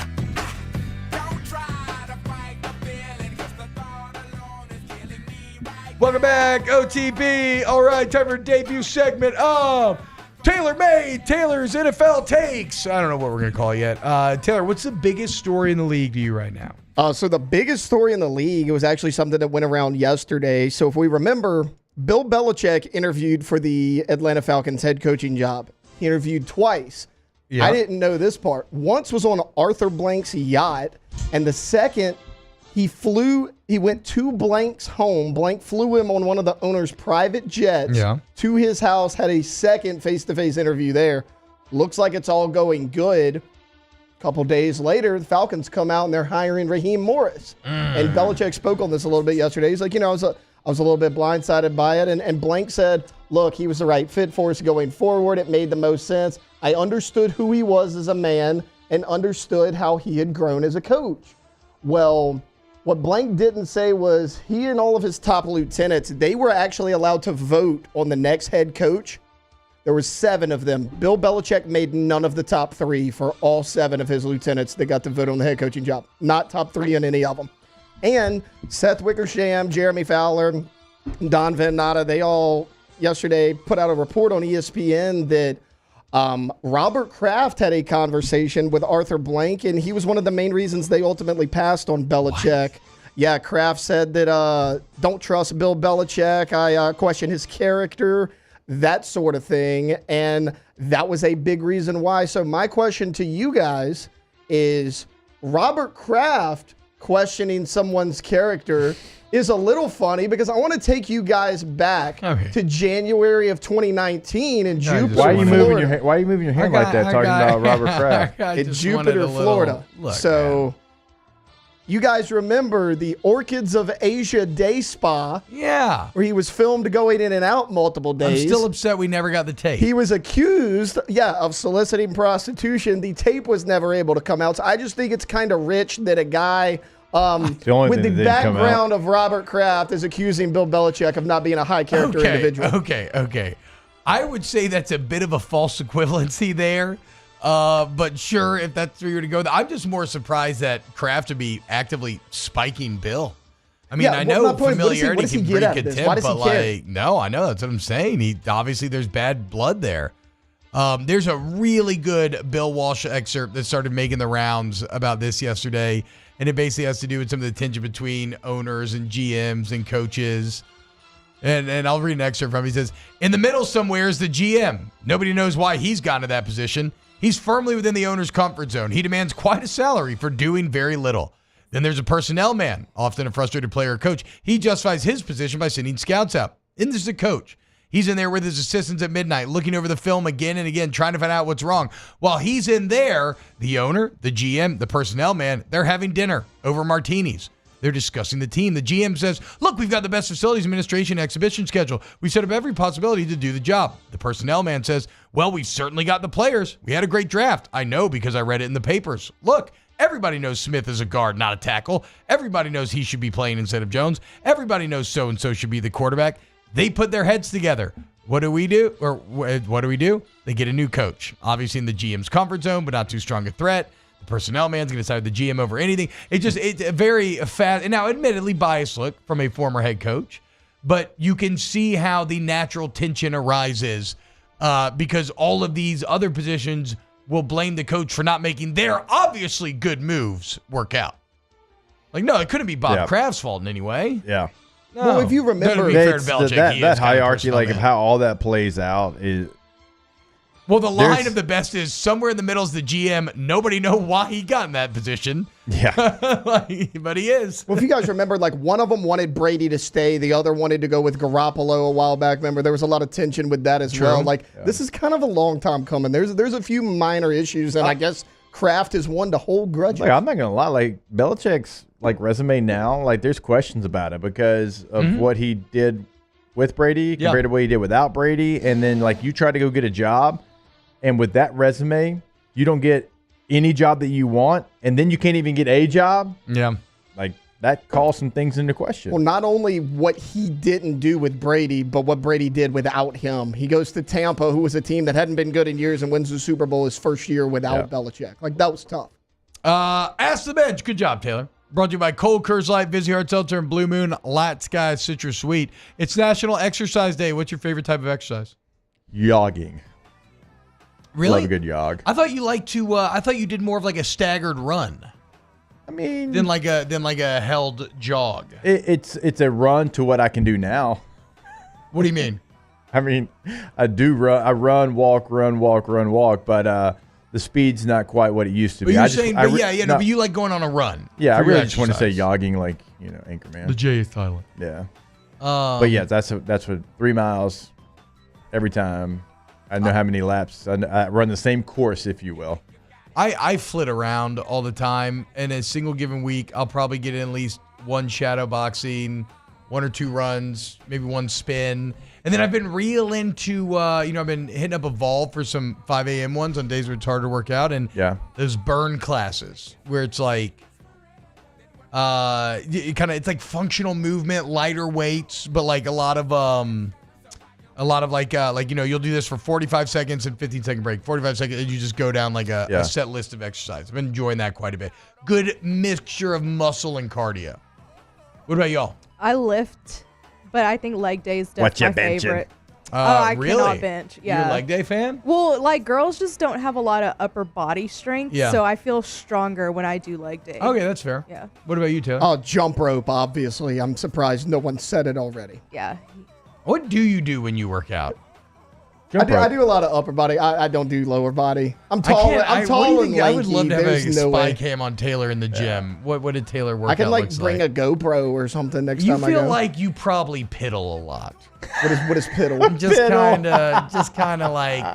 Well, he said he was on around, tiger dropping. check at the gym the other phone a day. little bit. Yeah, he's looking at like, are you in there grinding or are you in there just kind of checking boxes? Oh no, I'm in and out. I don't waste any time in the gym. I mean, I'm never mind. usually 45 minutes in and out. The same thing that you thought, like Yeah, walking around, hands on his hips a little bit, looking around, eye hustling a lot of different people watching. It's kind of hanging out. Yeah. I do bar as well. Do. It's very fun. Do. I'm signed up for a bar class tonight. Do, baby. More Off the bench with Hester and T-Bob. More to be coming up tomorrow. Bilbo Taylor definitely hits up the Stairmaster. Look, nothing but respect for the Stairmaster. Hey, I Stairmaster all the time. Is hard as it is. hell. Yeah. If you want to make it a bit easier, what if you felt younger like you used to? Well, Rejuve Medical can get you there, okay? You want to fight the untreated effects of aging? Restore me, refuel me, Rejuve me. They can do that for you. You're going to draw your labs, and they're going to customize a plan based on what your body needs. And maybe that's HRT, maybe it's semaglutide, maybe it's just B vitamin shots, maybe it's none of that. The point is, it'll be custom for you. So 20, 30, 40, 50, male or female, I don't care. Go to RejuveMeMedical.com. Yeah, if you want to be like James McCann of the Baltimore Orioles and you're 33 years old, but you're still relevant, like Rejuve Me is the place to go for you. Go to the website, RejuveMeMedical.com. Get your consultation set up throughout the state of Louisiana, now also in Mississippi. RejuveMeMedical.com. Give them a call, 225-351-2336. The Windsor Senior Living Community in Mandeville, Louisiana is a beautiful, vibrant apartment community geared towards seniors. They are nestled right in the heart of Mandeville, where seniors live a more carefree lifestyle in spacious apartments with the peace of mind that comes from having a little extra help. Call the Windsor at 985-624-8040 to schedule a lunch and tour. Come see how the Windsor can be your passport to peace of mind. Electricity is all around us, and our families depend on it. Every day is sparked by the power of a cold drink or a warm meal, a movie night, and a comforting light at the end of a dark hallway. From sunrise to sunset, playtime to bedtime, our team is ready to take care of your electrical needs.